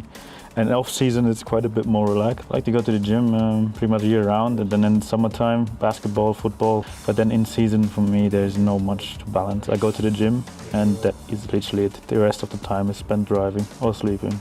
On race week, maybe once, but very light workout. And normally it's 5 times a week. Tell me the story. You was in your hotel room, and then you decided that, do you know what? I want to be in a Netflix documentary. Correct. I was pondering about how it would look if I put it on pole with a full beard. And I thought it's going to be great, but if I put it on P20 with a full beard, I look like a homeless guy. So I thought the stash is a good middle ground there. So what has been the highlight of your sim racing career so far? Probably being picked for the first time. The whole experience was very surreal, and after that was a lot of it was online. Not many experiences there, but then now this year is also cool. But I think 2019 was the one. I bought the game in 2017, early 2017. I was driving on the controller, and I was driving on time trial, and I saw I was 200th in my first week, 200th place in the world, and I just got hooked with being fast. And I think a year later I bought my wheel. Got into the Pro Draft 2018, did not get picked. Bought myself a whole playseat like this and equipment. My father didn't want to at first, but I said just let me do my thing, and I got picked a year later. Do you have any pre-race rituals or superstitions? Yes. No, actually I don't. I like to go to the toilet. Maybe I have to go twice before the next race. So, welcome back. I'm joined here by my fellow German F1 sim racing driver, Simon Weigang. He's actually the final standing German on the grid. How are you feeling, Simon? Very good. I just made it out of Q1 in Vegas, even though I'm tragic at this track, so I'm gassed, yeah. I mean, everything's still wide open, no? I mean, Vegas, the biggest chaos track probably on the whole calendar. Exactly. Qualifying doesn't matter. Maybe last isn't ideal, but 15th, 14th after grid pens is all I ask for. Awesome. No, I mean, best of luck for that already. But you're also driving the next race, or are you going to get swapped out? I'm driving Qatar as well, okay, yes. And are you also doing Yas Marina? No. No? Okay, so John, yeah. these are your final 2 races, and then you can call it quits for this year? Yeah. Awesome. That's going to be it, yeah. Early holiday after today. We'll see, we'll see. Yeah, we'll see. No, awesome. One thing, Simon. You are known as the big guy on the grid. How much do you bench? I think I can get 140 for 2. For 2? And pull-ups? Depends on the form. 15 clean ones. 15? How much do you weigh? 91. Okay, that's actually insane. That's insane. I mean, the most struggle to get 10 pull-ups clean ones with like barely any weight, and you weigh 91. Yeah, but I also train a lot, so maybe I should train a bit less and practice more in the sim next time. Maybe you need to decrease your wheel rotation because exactly, you can't turn anymore because you're getting too big. No, I've been training since 2015, so over the years, you always want to make a bit of progress, and then eventually. Okay, now a tough one. Sim racing or gym? Gym. Really? Yeah. So if someone would tell you you can't ever do sim racing again, or you can never go to a gym again? Oh yeah, 100%. That's not even close. Let's not make Aston Martin here. I mean, I'll always. I mean, sim racing is fun. I love it. It's great. But then, if I don't sim race for 3 days, I'm all right. If I don't go to the gym for 3 days, I'm shaking a bit. So let's say you retire early, and you also say, okay, I had my few share of great moments, and now I want to try something new. Would you turn into the next Chris Bumstead? I don't know. I don't think so. No, I don't think because there's usually a bit more involved than just training hard. So I think I stay away from that. Yeah. Okay. I think we don't have to discuss that. Okay, so Vegas and Qatar. Qatar is a good track for you? Yeah. So you think you will be good in qualifying again, like yesterday in Brazil? It's always tough to say I will, but I hope for the best. But that was great, honestly. Good to see you back on form. And that wasn't my strongest track. Every lap I did, I looked up and it was good. I don't know. That's awesome. Happened, yeah. Where did you qualify? P3 or P2? P3. P3. And then the race was a bit unfortunate. But I mean, you guys have a rough season, so it was still a good result for the team in some way. It was P8 in the end, obviously, with that season we had last event. It's always a bit tough, even though you act like the outside noise doesn't matter. When people almost act like you're like a meme team or whatever, but then in practice how quick you are. Yeah. And you just cannot show it, and then it's always tough to speak about it and not show anything. And then at least showing the people something is a bit of a relieving feeling for sure. Yeah. I mean, you currently also are dealing with a little bit of setbacks in F1 sim racing, and I want people to understand that even though when you have a rough season, because I had also, for example, 2022, I had a very, very bad season. I started off well, and then I barely scored any points until the end. Had a lot of struggle, failed multiple times to get into Q3, and I know that struggle, but you're still putting in the work. You're super talented. Each and every single one of these drivers here, we can all say, no matter what, if some are better, some are worse, they are all crazy good, and they deserve to be here. And I think it's sometimes such a shame because it's a strict competition. We are all trying to be the best we can be, and from the outside usually we see words like, oh yeah, he's washed, he's not good, he's that. Yeah. And sometimes it also gets to your head. It's a bit of a shame. So I want people to understand out there that all of these drivers, even if they have a bad season, we could see in 2020, for example, Lucas Blakely, he scored, I think, no points, if I'm not mistaken. Not a single point. And then in 2021, he turned everything around, fought for the championship. In 2022, he secured So anything is possible. It's just some games suit you more. Sometimes you're going through a rough patch in your life, and so never ever judge these drivers. You can of course say their performance is not great at the moment, but you should never disrespect them for the amount of dedication and hard work they pour into this, because it's actually insane. And some might think it's just a video game. No, it's actually more than that. Like, it's their whole life, because they have to give in their whole life and sacrifice so much social life, free time, everything, just to be where they are. And even if that means just to finish maybe in Q1 sometimes. And it's actually crazy. And it can turn around every single year. We saw it with Blakely. We'll see it with multiple other drivers. And yeah, so I think that's a beautiful words, especially the fact that when you don't drive well, something happens. People tend to not even criticize. They go to almost a disrespectful route. Yeah. Which I don't think is okay, regardless of how someone performs. But then again, that's the public eye, and in the real F1 it's probably even worse. So you have to deal with that in some sense. And if I'm going to be honest with myself, I don't think I sacrificed maybe as much as others to try to be the absolute best in my years in F1 Esports. I think this year was probably one of the hardest years I've worked with 2019. And then all this hard work kind of compresses almost into a quali lap. Like, if you think about it too much, it's almost over. You just have to get rid of all those thoughts and just focus on driving. It's incredibly tough. So yeah, at least have a bit of decency and respect for the drivers competing, because it's definitely not easy. Awesome. No, thank you very much, Simon, for your insight, and I wish you all the best. Bring back a German win maybe before the end of the season, or a podium. Germany, you have to come back, myself. Huh? You're making us proud. So keep on going, and I wish you the best of luck for Vegas and Qatar. And then we are going for a short break, and we are going to be right back after that.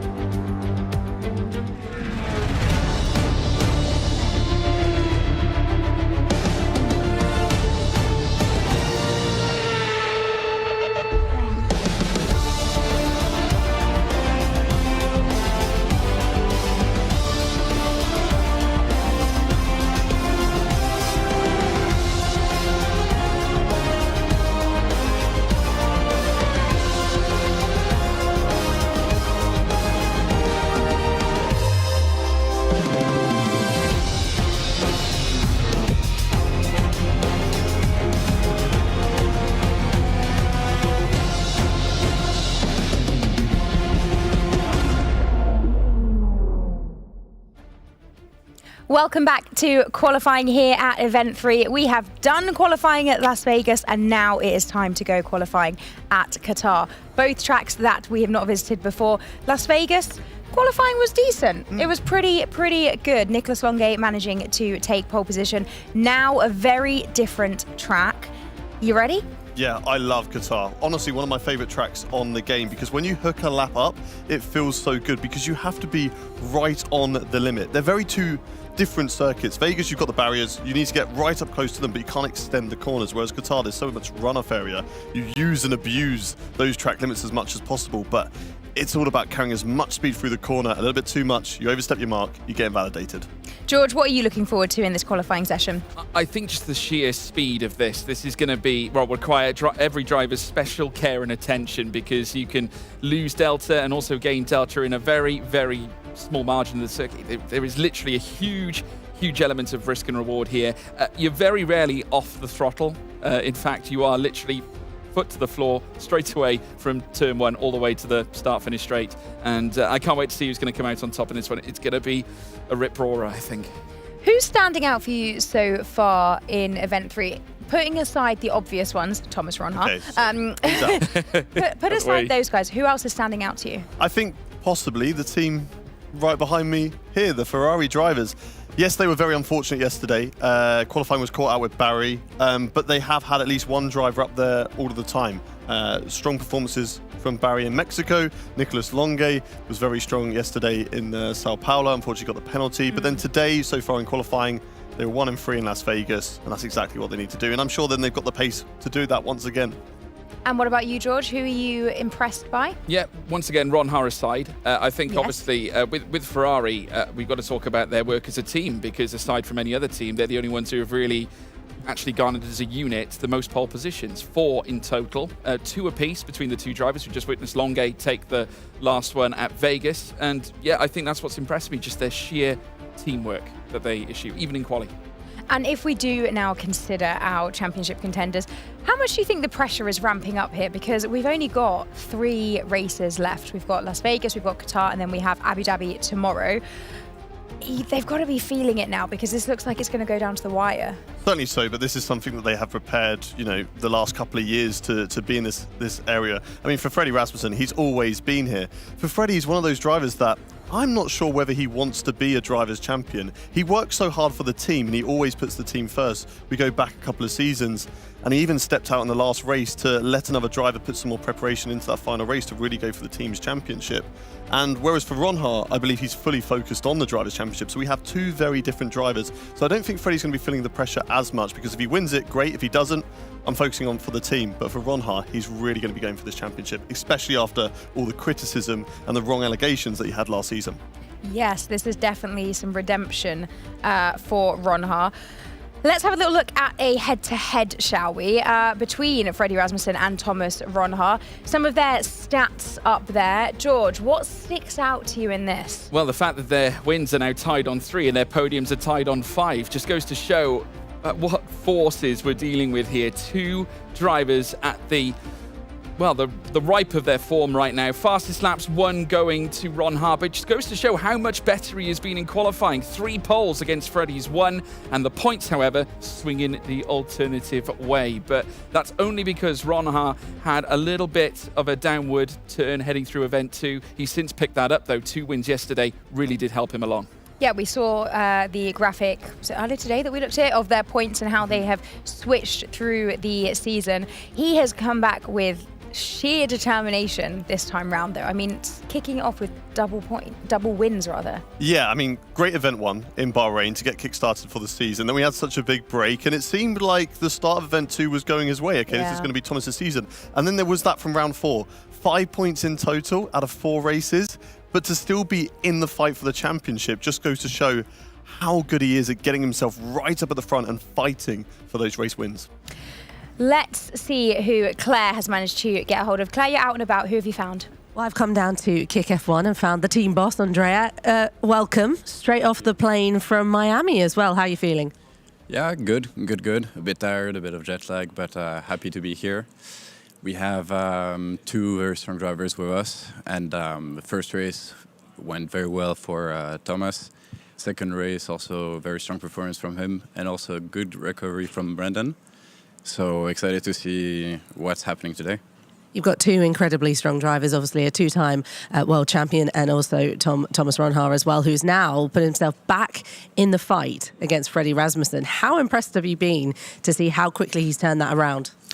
No, very impressed. I have to say, after the end of event 2, it was time to get a good recovery and to reset for event 3, and making sure that we had the correct mindset, that we were ready to race again.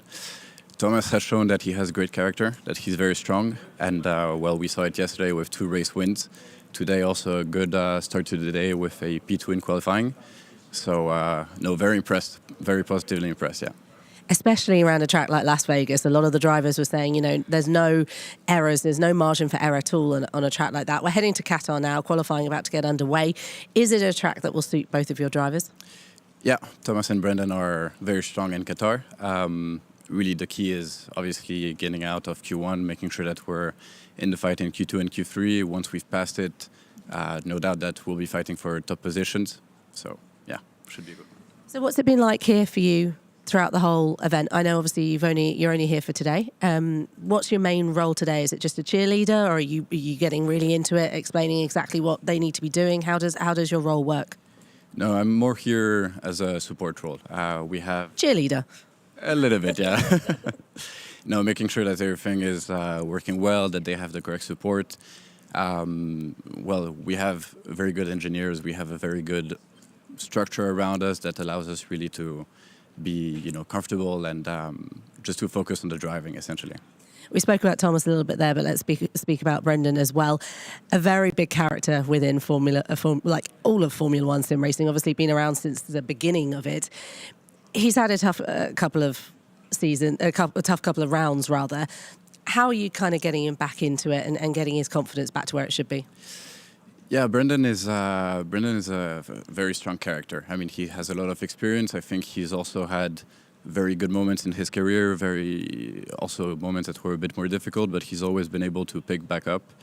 And I think it's all about making sure that he's comfortable with the equipment that he has, that he's comfortable with the structure that he has as well. In good conditions, he's an extremely strong driver. And we've always been sure of that. We've never really doubted it. So it's making sure that he has all the tools available to him and that he's ready to race, essentially. So we're looking forward to getting a win today. I mean, Las Vegas is a great chance, surely. Vegas is really a lottery. So we'll see. Hopefully, I mean, we do have 2 cars in the top 7, so it gives us more chances. But yeah, definitely aiming for wins. Tricky competition out there, though. You've got to get past the Ferrari first. Yeah, let's see. Let's see how it starts. Yeah. Well, good luck. Here comes Qatar qualifying. Shall we head back over to you guys at the desk?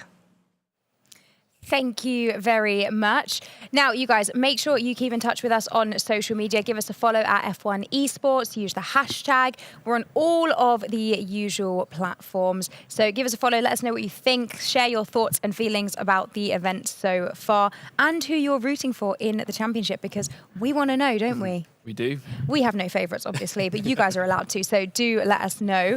And as Claire just mentioned, we are heading to Qatar to qualify. Let's see how the drivers are feeling about the Lusail International Circuit.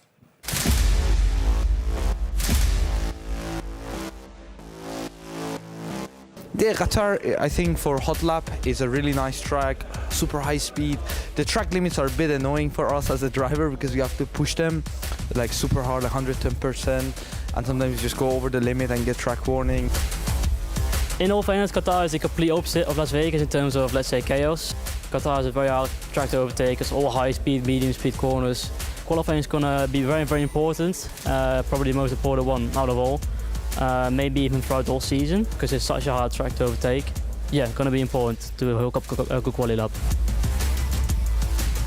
Yeah, it's a really good track for hot lapping, but I think for the race, the overtaking is completely opposite of Vegas. I think it's going to be really tricky to overtake, so quali is quite important there.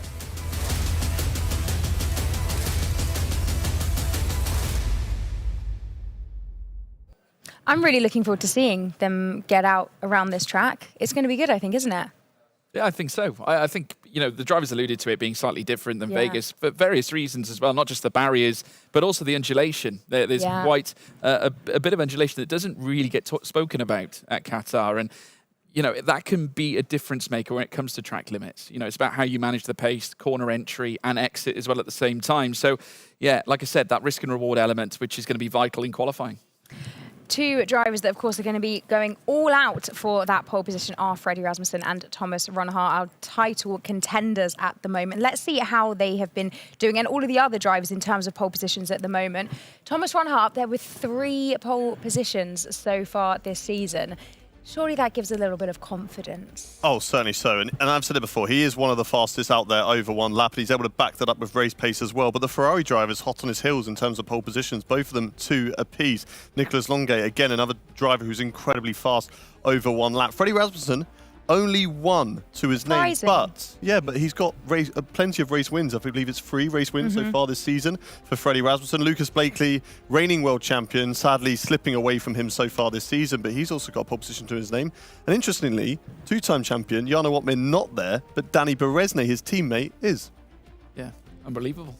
It's interesting when you see that graphic there, because Thomas Ronhaar with the most pole positions, but as you mentioned, not leading the championship, goes to show that Freddie Rasmussen really is a force when it comes to racecraft. He is, and I think, again, very similar to Jarno. I think his raw pace over race trim, I think, is more advanced than his quali pace. And we see that time and time again. I think if you go further back, you can afford to dice with danger in terms of alternate strategies, mix things up, try something a little different. Jarno's done that on various occasions. We alluded to it earlier on in the broadcast. But with Freddie, he's very much a similar character in the sense that he tries to persevere, find new avenues to sort of get the better of his opponents. And he has that racing IQ, that knowledge, that ability, because he has been part of this championship since all the way back in 2017, has been with Red Bull, the Red Bull family ever since 2018.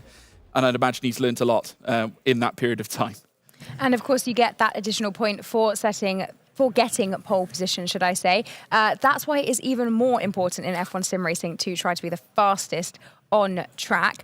Other than the 2 title contenders, who else do you think could be in with a real shot here at pole? I mean, Ferrari goes without saying, right? I think Ferrari goes without saying. Jarno just has this ability. Some qualifying, he is incredible. Others, he's out in Q2. So never, ever counts him out. And then if you're looking around the rest of the grid, who else can have? Alfie Butcher, of course. Got to mention Alfie. He's had an amazing event too. Great qualifying. Surprisingly, wasn't up there on that graphic. No pole positions to his name, but very, very strong in qualifying, usually up there. And so far, this event has been able to back it up in the races as well. So yeah, look out for the Haas driver. And who do you think, team-wise, needs to really hope for a good, clean qualifying session here? Who's been struggling a little bit when it comes to quali? I think McLaren. I would say, given the drivers they have behind them, I think they've kind of not just underperformed in the race, but also in qualifying. I mean, Lucas Blakely only having 1 pole position, and Wilson, given the huge talent that he was projected to be, which he knows he can be. It's just he hasn't quite got there yet. But I think obviously having such a grand relationship between the two, they're both Scottish, they're both culturally the same, come from similar backgrounds. Lucas is a proven champion. I think he's undersold himself this year, and I think he needs to try and step up, needs to find something that perhaps he's missing that he had perhaps last season to try and get himself to the front row of the grid again. Very interesting indeed. Lots of drivers, of course, all who will be hoping to be able to end up on that top spot. Let's find out a little bit more about our title contenders, though. We keep talking about it because it is the hot topic right now as we enter into these final few races. Let's hear about Thomas Ronhaar.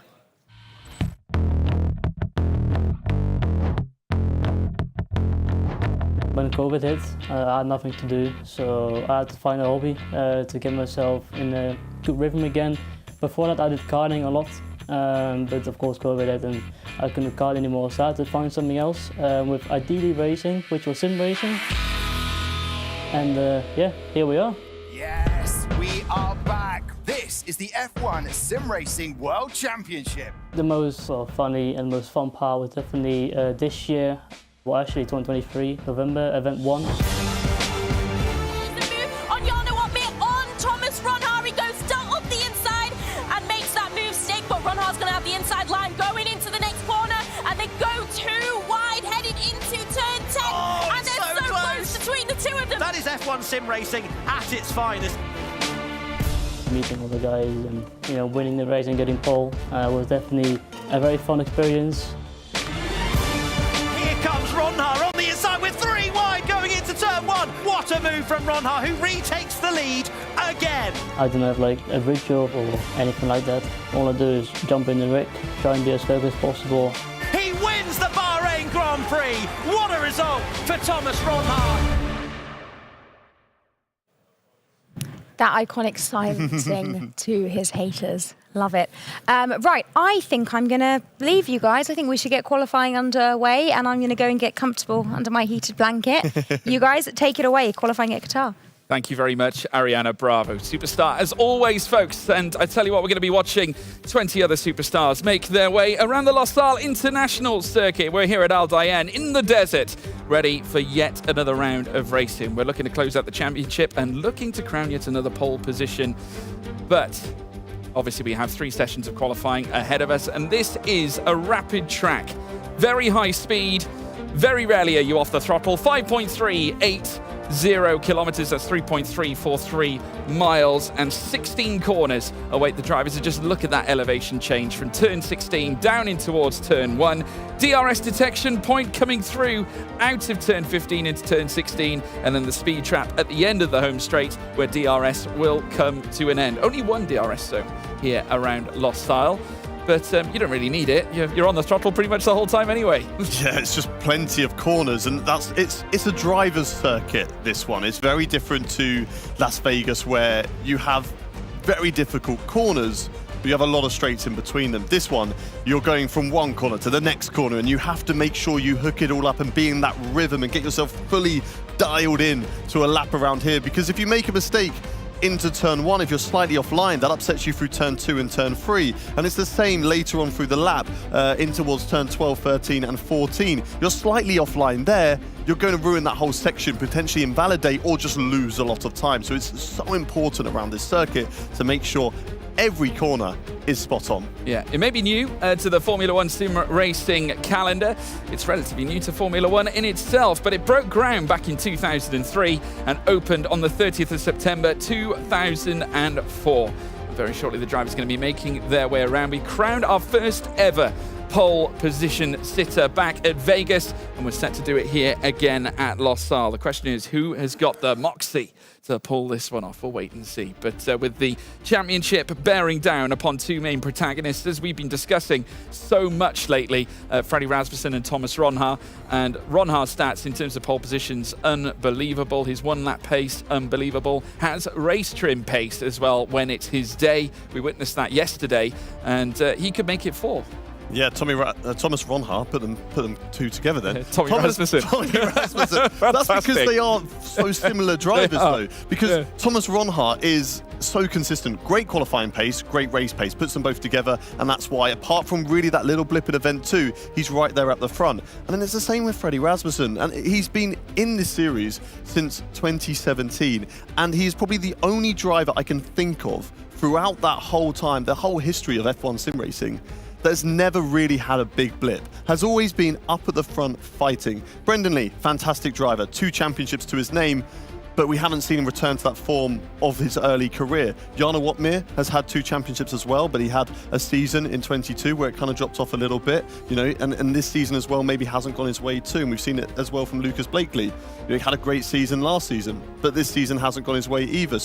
But for Freddie Rasmussen, every season he is on it, and potentially that's what we're going to see from Thomas Ronha in a future to come. Yeah, could well do, and it will be yet another new champion. Either way it swings as well, unbelievable. And of course, I was merging names yesterday as well. I managed to somehow merge Carlos Reutemann to Thomas Ronha. Thomas Reutemann, incredible. Yeah, so you're not the only one, Hayden, don't worry. But yeah, looking ahead, we've got Lusail first. So obviously 3 races to end the championship.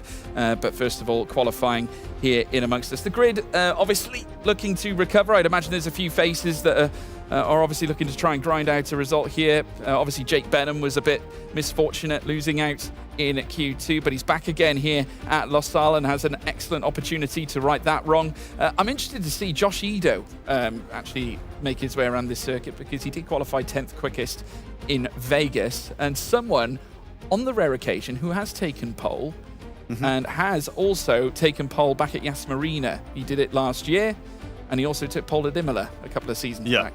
Yeah, certainly so. Was unable to convert that one. We know that he has got incredible one-lap pace within him as we are about to load into the session. So just a little here. What is the weather going to be doing? Of course it's going to be dry. We're in Qatar. We're in the desert. You sure it's not raining, Hayden? You sure it's not raining? You never, ever know, okay? Sometimes the weather likes to throw something in, but it's like a 1% chance around here. Of course, I saw Hayden doing a rain dance. Hey, you know, let's spice things up. Let's throw a little bit of rain in the mix to really, you know, make this championship even more tense. And, you know, we could have had a bit more of a messed up grid. It certainly works for Brazil, but this is a track where you wouldn't want any weather anyway to throw things into the mix because it is so difficult to overtake. Qualifying is so important, just like Brazil yesterday. Like, if it rained in Mexico, okay, I'm a little bit further down, but we can make a few overtakes. I can come back into the session later on as we're underway. There is confirmation that it is dry, 1% humidity. So pretty low chance of rain. I don't think that we're going to be seeing any drops falling. Maybe just a bit of sweat on the driver's brow in this session, as we've already got a couple of cars getting out to track as soon as possible on the intermediate tyres. And if you're new to F1 Sim Racing, this is all just installation laps. They're just making sure that their equipment is working to its best ability. There's no problems for them there, that they need to alert the team that run the F1 Sim Racing behind the scenes of any problems. And also to get a bit of a delta, so there's a bit of drifting going on. Lucas Blakeley's having a bit of fun out there. Yeah, he's our Scottish drift star, and he's done this before. Right? If you actually tune into his streams, you can actually see him do this from time to time again. I know that he's done it via Wet Monaco in the past, so no doubt giving us a little bit of a show here at the Lusail International Circuit. Now making his way through the final sector to get ready to burst past the pit lane to then commence his first lap very shortly. Of course, still needs to try and dice his way around this lap still in the middle sector. He'll make his way into the final sector very shortly. But the Papaya McLaren team definitely looking for an upturn in their fortunes. It's been a tough time for them, Hayden. And despite the fact that Blakeley does have one pole to his name, I think he would have hoped for more. It's been quite far apart from where he was last season to only achieving a P2 at Spa. It's been such a difficult season for Lucas Blakeley. You look about races that have kind of fallen away. Austria, the disconnect, being smashed into by Danny Beresne, and Mexico being pushed off the track by Alvaro Carreton yesterday. Everybody has seemed to be out for him. As the reigning champion, you've got a target on your back, and it seems that is the way for Lucas Blakeley. Everyone wants a piece of him so far this season. It's not gone his way. He has got no chance really of winning and retaining his championship this season. So he's just got to forget about it and just try and put on the best performance he can in the last 3 races of this season. Someone I want to talk about, though, is a perfect time. We've cut to him, Patrick Schipos, okay? He has been getting into a bit of trouble so far this season, and he has acquired himself 11 penalty points. Now, with the penalty point system, it's very similar to real life. If you get to 12, you get a race ban. So he's 1 penalty point away, and he's been picking them up for probably what has been the most silly reason to get them. It's such a simple thing not to do. Don't advance to the next session. Everyone's told, be patient, we'll give you all the all clear when to advance. Patrick Schipos, a little bit too quick on advancing to the session and has been picking up penalty points because of that. Are we going to see Filip Presneda in the car tomorrow? Let's wait and see. Or, you know, does he get the penalty point after this session and we could see Presneda in later on at Las Vegas? Who knows? Patrick Schipos, please, okay, just be calm. Don't press that button. Don't get yourself a penalty point. Don't get yourself into any trouble. Here's Ismail Fassi going out on the intermediates at the moment.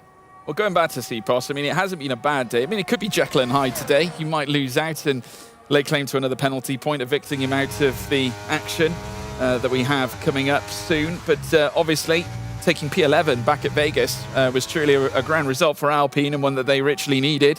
Again, they're still in the midst of their fight with Aston Martin, who are also looking for the big points this time around. A very happy, though, Simon Weigang today.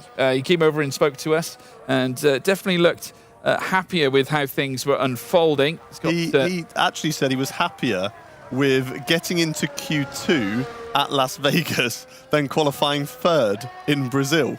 But I don't think he's wrong saying that, because I genuinely think there is merit to starting in, well, being in Q2, being eliminated in Q2. Because Jake Benham, I think, had that same insight. Whilst obviously he's disappointed not being further up the grid, he still knows that there's an opportunity. That, in fact, you've probably got a better chance when you're down in the bottom 10. Well, to quote him, this is what he said. He said that he was just happy to get a lap together. In the practice session, was unable to get a lap together because it is just such a difficult circuit around Las Vegas to get it right.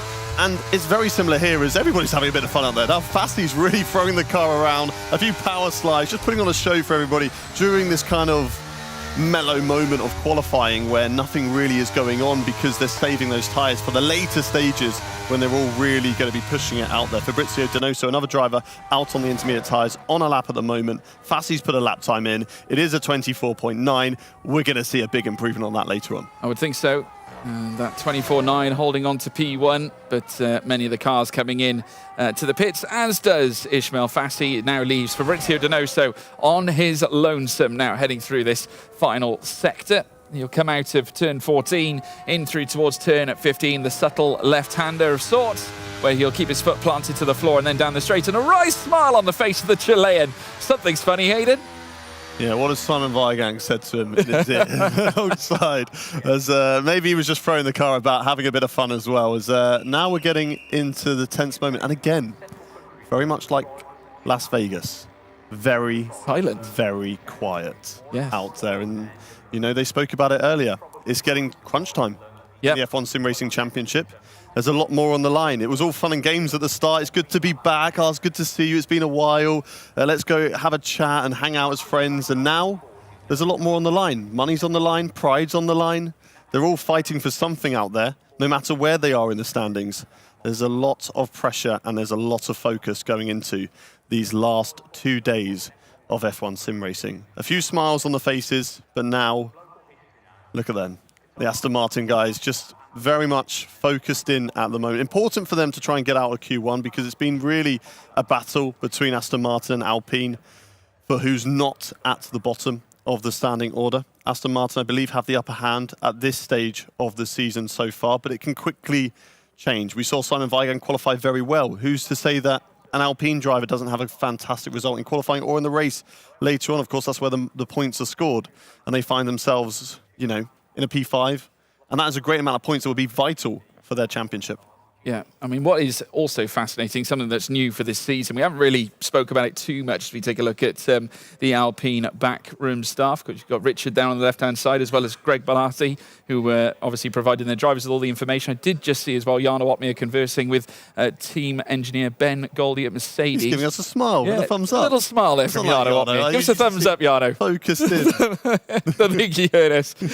He probably says, George, stop spying in on our conversations. But yeah, no, just watching them make their way around the track. But yeah, it's great to have the engineers here on point. And this is the beauty of the LAN environment. They can converse with them, just sort of assess the data, assess where they might find gains as they now make their way out onto the track. So we are now about to see them go out in full swing on soft rubber. The red-banded tyres now out on track here at Lusail. And it's the two Ferraris in tandem, Longuet and Broermand, out together here, Hayden. These two love to work together. I mean, you can't really work together too much in qualifying, so they will be separating themselves as they get ready for their flying laps later on, but just showing to everybody else, you know, how confident they are so far in qualifying this season. Qualifying earlier on in Las Vegas, first and third. It's been very strong from both of them, 2 poles apiece between them as well. And they're a dominant force, the Scuderia Ferrari, so far this season. It's been great in qualifying. Things haven't gone their way in races, but they are still in a Constructors' Championship battle. And whilst, yes, okay, they'll be looking back at races where things may have got away from them, whether that was due to their own errors or something completely out of their own hands, Zandvoort, for example. They'll be looking at these final 3 races as a great opportunity, especially after starting on the front row and in 3rd position in Las Vegas, to find themselves taking glory come the end of the season. But let's see what they can do in this qualifying session. First of all, they have to navigate their way out of Q1. The top 15 will make it and they will progress to Q2. The bottom 5 will just have to watch as everybody else sets their hot laps later on in this session, as Ferrari are building up those tyre temperatures at the moment. Yeah, Of course, Nicolas Longuet and Barry Burroman, probably more so Nicolas Longuet, doesn't want Zandvoort to define their season. They want something more, whereas drivers might be out of reach. The team's championship is still very much there, and with them both harbouring decent performances as a unit, that will make all the difference come the end of the campaign, and could yet mean that we'll see a prancing horse lifting the team's championship here in the F1 Sim Racing World Championship. Both of them, as Hayden said, 2 pole positions apiece, the most successful team collectively where it comes down to qualifying in this series, and Barry Burroman is now looking to try and make it 5 this season for Ferrari and 3 for himself. Take it away, Hayden. Let's get ready for a belter of a lap around Qatar. This is incredible to watch Formula One cars fly around this circuit. Let's get it prepared. Use a little bit of the runoff as you throw the car through the first corner, tight on the inside. Let it go out wide, but get it back over to the right-hand side to set up turn 2. Get yourself now prepared for turn 3, completely flat corner, so you can keep it nice and tight on the inside. And it's a double right-hander. It's going to be a slight lift off the throttle and a little bit of brake as well as he goes through the first part. Flat out through the second, slight lift on the throttle as well, correction on the steering wheel, then hard on the brakes. Probably one of the hardest braking zones around the circuit as you get down in towards second gear. Back through the gears now and prepare yourself for a right-hander. Look at how much runoff area they're using. So different compared to Las Vegas, where you want to get as close to the white line, but don't go any further because there's a barrier awaiting you there. Whereas here at Qatar, you can use and abuse all of the track limits as much as possible. Just don't go over that white line. Nice and tidy through here. Now, this is my favorite section of the track because it is almost flat out through these 3 corners. The first one is flat. The second one is flat as well. You've just got to get the right line and then a slight lift off the throttle, but not for Barry Burroman. He's got the correct setup to actually take that corner flat through there as well. So an incredible section of circuit into the final corner now. Brake at the 50-meter board. Keep it nice and tight on the inside. Get a fantastic purchase off the corner and then drive all the way down because it is a long start-finish straight and the start-finish line is at the end of it. Yeah, pushing limits but not overstretching them. He'll now ascend with a 120.212, but bear in mind, more times to come. Fasting now down to second with his Inters lap. Longuet now makes it another Ferrari 1-2. For now, of course, early days as Joni Tormela goes third fastest. Now for the AlphaTauri's teammate Tom Manley fastest now. So that is 4 Italian cars in tandem all the ways down from Ps1 to Ps4. Jake Benham, now he'll look to register his first time on the board as he now makes his way through down towards turn 1. Lucas Blakely goes 4th fastest in this instance ahead of Joni Tormela and Ulas Azildarim. Benham in 7th, Caraton in 8th. Brendan Lee goes 6th quickest here in the initial stint. Thomas Ronhar, his teammate, also coming through the final corners as well. 16 undertaken. Can Ronhar maximise his first laps here at the desert, here at Qatar? Across the line, goes 3rd quickest at 120.132, mere thousandths separating them up at the head of the order as we now see Tormela still retaining that P8. Jarno Opmeer only enough for P16, Hayden. Mercedes are in trouble at the moment in this qualifying session, but they're still going to get another run later on, as we're only on 5 minutes still left on the clock, so they'll still have time for one more run right at the end of Q2 to try and get themselves into that top 15. What a lap, though, from Tom Manley. And we've seen this. We've seen really good performances. The consistency's maybe not been there, but you should never really expect that with a rookie. This is a completely different circumstance to come into a LAN event. It's all well and good being competitive back at your home in a comfortable environment where you're so used to and so dialed in. Now, and I speak about it all the time, there are cameras floating about, there are people walking around, there's lights, there's distractions.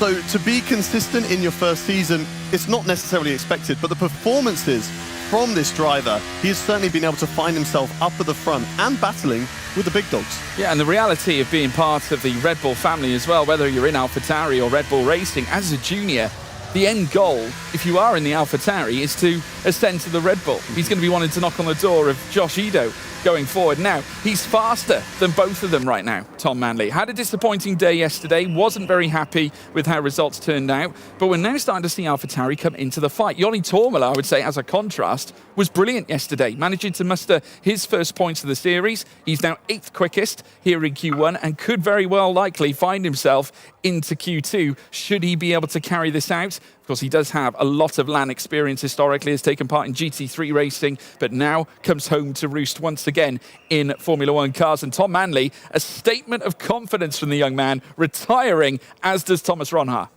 Yeah, I'm not surprised by that. 8 thousandths of a second separates Tom Manny, Fredrik Rasmussen, and 19 thousandths down to Thomas Ronhaar, and then Josh Edu, 74 thousandths, 700ths of a second. I'm not surprised that those front two have retired, or at least 1 and 3 have retired. I wouldn't be surprised if Freddie decides to take that gamble as well. They're sitting very comfortable. If we do the math and go down to P15, it's Patrick Schipos on a 20.4, and Jono Otmir is a 20.463. So that is 3 tenths of a second, really, between 3.5 tenths of a second between those guys at the front, which is a lot of time to find. And we saw it in Vegas. It is difficult, especially around a circuit like this, though, where there is time to find, because there are so many corners. It's not like Vegas where it's a lot of straights. You know, it's all about that exit. If you get the right exit, you're going to find time, but it is still difficult. It's still going to be close between all the drivers. With here, it's all about maybe, you know, you were a little bit too wide of the apex, or maybe you didn't take enough curb here, or you didn't carry enough speed through the corner, and therefore you weren't as far out wide because you weren't carrying that speed. There is plenty of time to find around this circuit and plenty of opportunities for these drivers. Look at one of the drivers right down at the back of the field, Alfie Butcher, invalidated, but we know how strong he is in qualifying, and we know he has potential to be up at the front. So yes, they've taken that gamble. I do think they'll be comfortable, as we spoke about earlier with Nicholas Longe. It's all well and good, I think, you know, saying, oh, yeah, I reckon Alfie Butcher might be able to put in the fastest lap in this section. But can, you know, 15, 16 other drivers do that to relegate you? Very unlikely. So they're in a very comfortable position at the moment, and they're going to benefit from it later when they get extra tyres. Yeah, and what we also got to talk about is the gap. Obviously, when we look down to Jono Otmir, who is currently the slowest of the soft runners that has actually laid down the time. Remember, Fassi said he hit that lap on intermediate, so it will not be representative in comparison. But the gap between P1 down to P16, 3.5 tenths of a second. So that cutoff is so tight to actually successfully get through to Q2. And imagine that burning in your mind when you're about to set your final lap of Q1. That's the thing as well. Like, when we're watching these laps and we're watching the delta time, and sometimes someone's up by like 0.5 tenth of a second. And usually when you're back home and you're racing, if you find 0.5 tenth on your laps, you're like, this isn't that great of a lap. I'm not really going to improve, because the difference between the drivers is so large. But here in F1 Sim Racing, 0.5 tenth could be the difference between about 5-6 positions. Let's get on board now with Jake Benham. He's going to be one of the first drivers out on track. He's already down his lap time. There's 1 minute left on the clock as all the drivers are navigating and find their way. But Jake Benham wants to get a move on with this session. Let's watch him board slightly wide of the apex through turn 2, but still able to find a bit of time. 200ths of a second up at the moment. Now into this double right-hander. Lift off the throttle, bit of brake, throw it in, flat out then through the second part. Don't run out too wide, put it right on the white line. That's good. 0.5 tenth at the moment improvement. Nice and tidy through the hairpin. Back on the throttle. Still looking good. Still finding time everywhere. Currently sitting 12th in the standings. A little bit of an improvement. A 10th for the moment will certainly allow him to climb up the order. Now get this part hooked up nice and right. Get the car over to the right-hand side to really throw it through the left. It's a difficult corner here. The car just wants to understeer and drag you out to the outside curve, and that's so easy to invalidate on that corner, but he doesn't do so. And he's a 10th up still on his lap time. Now through this section of corners, flat out. Will Jake Benham be able to take it flat through the whole section? Yes, he does. Now in towards this left-hander as well. What's he going to do through here? Little lift of the throttle, drops down to 6th gear, still manages to find time. It's a 10.5 currently. Now through the last corner. Make sure you get a great exit off the corner. Don't invalidate it as well. He doesn't. He's going to find time down to the finish line, and it is an improvement for Jake Benham. Yeah, the All-Star going purple as well in the middle sector, at least for now, from what we can see from our screens, and has managed to ascend somewhat to P4. Rasmussen will remain second. He's already taken the checkered flag. Ido, his teammate, has done the same. Remains fifth. Joni Tormala coming into the dying stages of his very own lap through turn 16 now. Foot to the floor as he looks to try and master his exit with the DRS now open up from the AlphaTauri based in Faenza. Can Tormala ascend? He does. Goes higher than Benham. Fourth fastest. Ulas Zildrim up to 10th. Has just managed to ascend into that top 10, but now immediately dropped as Alfie Butcher goes quickest with a 120. 0.82. Enter Patrick Schipos in the Alpine. Brendan Lee has gone 12th quickest. He's not safe whatsoever. Fassi goes 9th. As we now see Schipos now go up to 5th. Great lap from Patrick Schipos. Danny Moreno on his return with McLaren running very wide onto the left-hand side of the track, taking some of the grass. Caraton looking to break out the elimination zone. Moreno's out. Lee is out. We've also lost further up Ulas Zildrim on the bubble. Caraton out of qualifying as well. He will not proceed to Q2. Nicholas Longue in 11th place. Your fastest man on track, Alfie Butcher, here in Q1, but quite a few big names out already in the first session. One of those drivers who is very, very close to being knocked out. 12 thousandths of a second. Barry Burmond, invalidated on his last lap time, was unable to get a final flying lap in, was right on the cusp and just managed to save it. I said one driver who I potentially watch out for that could potentially be at the top was Alfie Butcher. I didn't actually mean it. I just said that in theory, he could go from 20th to first. He must have heard you. Yeah, he must have heard me be like, okay, well, if you think I can do it, I'll go and do it then. And he did. He puts it on top. 31 thousandths of a second faster than Tom Manley, but very comfortable. And that's a great lap from Tom because then he'll be able to save that set of tyres and go again. And, if he progresses to Q3, it's going to give him a great opportunity to really push for it. Some of those names, though, that unfortunately are out in this bottom five. Ulas Ozildirim, a really good qualifying from him in Las Vegas, was unable, unfortunately, to back it up here at Qatar. Alvaro Caraton, once again, after what happened yesterday in Brazil. And again, out of qualifying. Danny Moreno down there. Fabrizio Donoso also out. And another driver who is out is two-time champion Brendan Lee, who is talking to Claire Cottingham now. Yeah, Brendan alongside me. I'm sorry to see you so soon. Just talk us through what happened. Well, I mean, as you know, F1 Esports is so tight. I was looking at the numbers. I think it's just literally over a tenth from me to P2. And I think I'm P18 or something like this. So it's just incredibly tight on a very difficult circuit. But I'm very confident for our race pace, what we can do on the strategy. So I think will be a good day later. Is it going to be a good track for overtaking? Obviously, it's a new track. We don't know yet. We're excited to see what Vegas is going to give, but we've never raced at Qatar either. So what kind of racing are we expecting? Well, it's polar opposite. Vegas is going to be chaos and Qatar is going to be battery saving and a lot of tyre saving along the way. But equally, both make different opportunities and opportunities that I look to capitalise on. Which one are you looking more forward to get involved with? Depends what one goes better, to be honest. But no, I think they have different excitements level. Of course, Vegas is going to be a lot of slipstreaming, a lot of battling, probably a lot of cars crashing into each other, similar to what you saw in Mexico. Even more exaggerated, to be honest, is going to be worse for the driving standard, probably. But Qatar will be a bit more, let's say, traditional race with a bit more traditional overtakes. And like you say, the fact that everyone is so close, it really shows that anything can happen come the race. Yeah, anything can happen. And as we saw, people, Jarno even in P15 on Brazil, P14 maybe, finished on the podium. So if you do the right strategy at the right time and get the right timings and everything, you'll be there. Interesting. Strategy. It's all about strategy here, apparently, according to Brendan Lee. Guys, back to you. Yeah, thank you very much, Claire. And definitely some truth in what Brendan is saying. We've spoken about strategy time and time again and how it can influence a result. We've seen Ismail Fassi do it. We've seen Otmir do it. Brendan Lee, no doubt, is going to be thinking about it. I want to allude as well to what he said about time gaps. If you look at the top 11 in that last session, they were all within 94 thousandths of a second. Yeah, I mean, you go down to P19. The only one that was kind of out of that mix was Fabrizio Donoso. He was 4 tenths off the leader, but Danny Moreno, 19th position, was a tenth and a half off of the fastest lap. Remarkable. That is F1 sim racing summed up. It's just absolutely incredible how quick and how close this field is to each other that, one small mistake and you're out of it. Like, obviously, Fabrizio Donoso has probably made a small mistake in terms of an average player. But in terms of these guys, it must have been a huge mistake to be 4 tenths off the pace of everybody else. Whereas for Danny Moreno, it could have just been, I didn't take enough apex here, didn't carry enough speed through this corner. As there is Jake Benham. He'll be happy to get through. He got knocked out in Q2 last time around.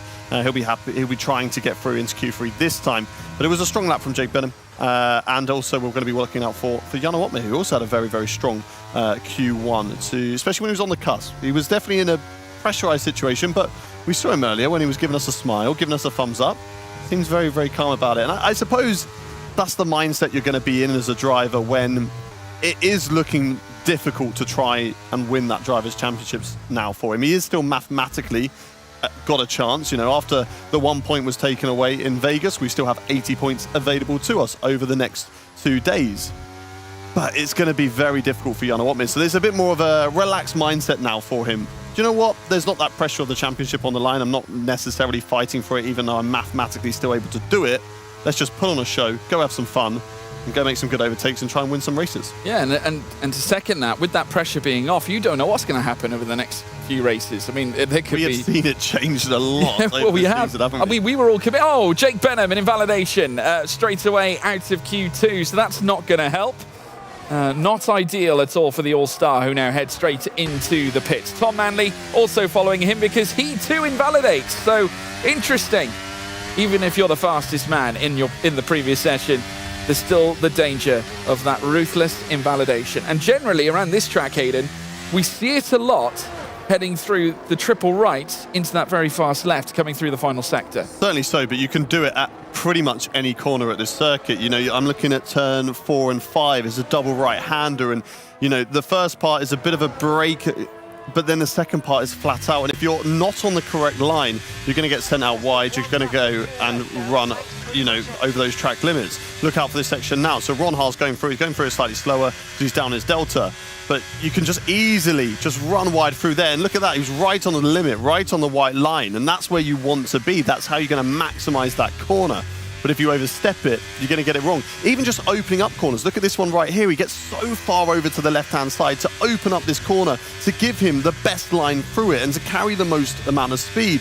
But you can invalidate just doing that. So it is so easy around all these corners. This one right here, and there we go. You know, he's just proving our point. He knows that we're talking about him. He just wanted to show an example. That's a demonstration right exactly, there. how easy it is to invalidate. And this is the section that you were talking about, because it is flat through all these corners. Oh, there you go. You hit a curb. And there's another corner by here. This one in particular Thomas is the one. Ron Haar, hire him right now. You know, get him on the broadcast team. He's doing exactly what we needed to do. Showcase the difficulties that this circuit gives you. Of course, this lap didn't matter to him anyway. He was already massively down on his delta. He was coming into the pits. This would have been on a used set of tyres, and he will be able to go again on a brand new set later on in this session. But that was a fine demonstration of just how difficult this circuit is, and also how different it is to Las Vegas. The difficulties are so different, because one's barriers that you've got to avoid, the other one's track limits. Yeah, I'd like to say thank you to our volunteer, Thomas Ron Haar, for showing us where you can invalidate around this circuit, but we'll be back, no less, I'm sure, to register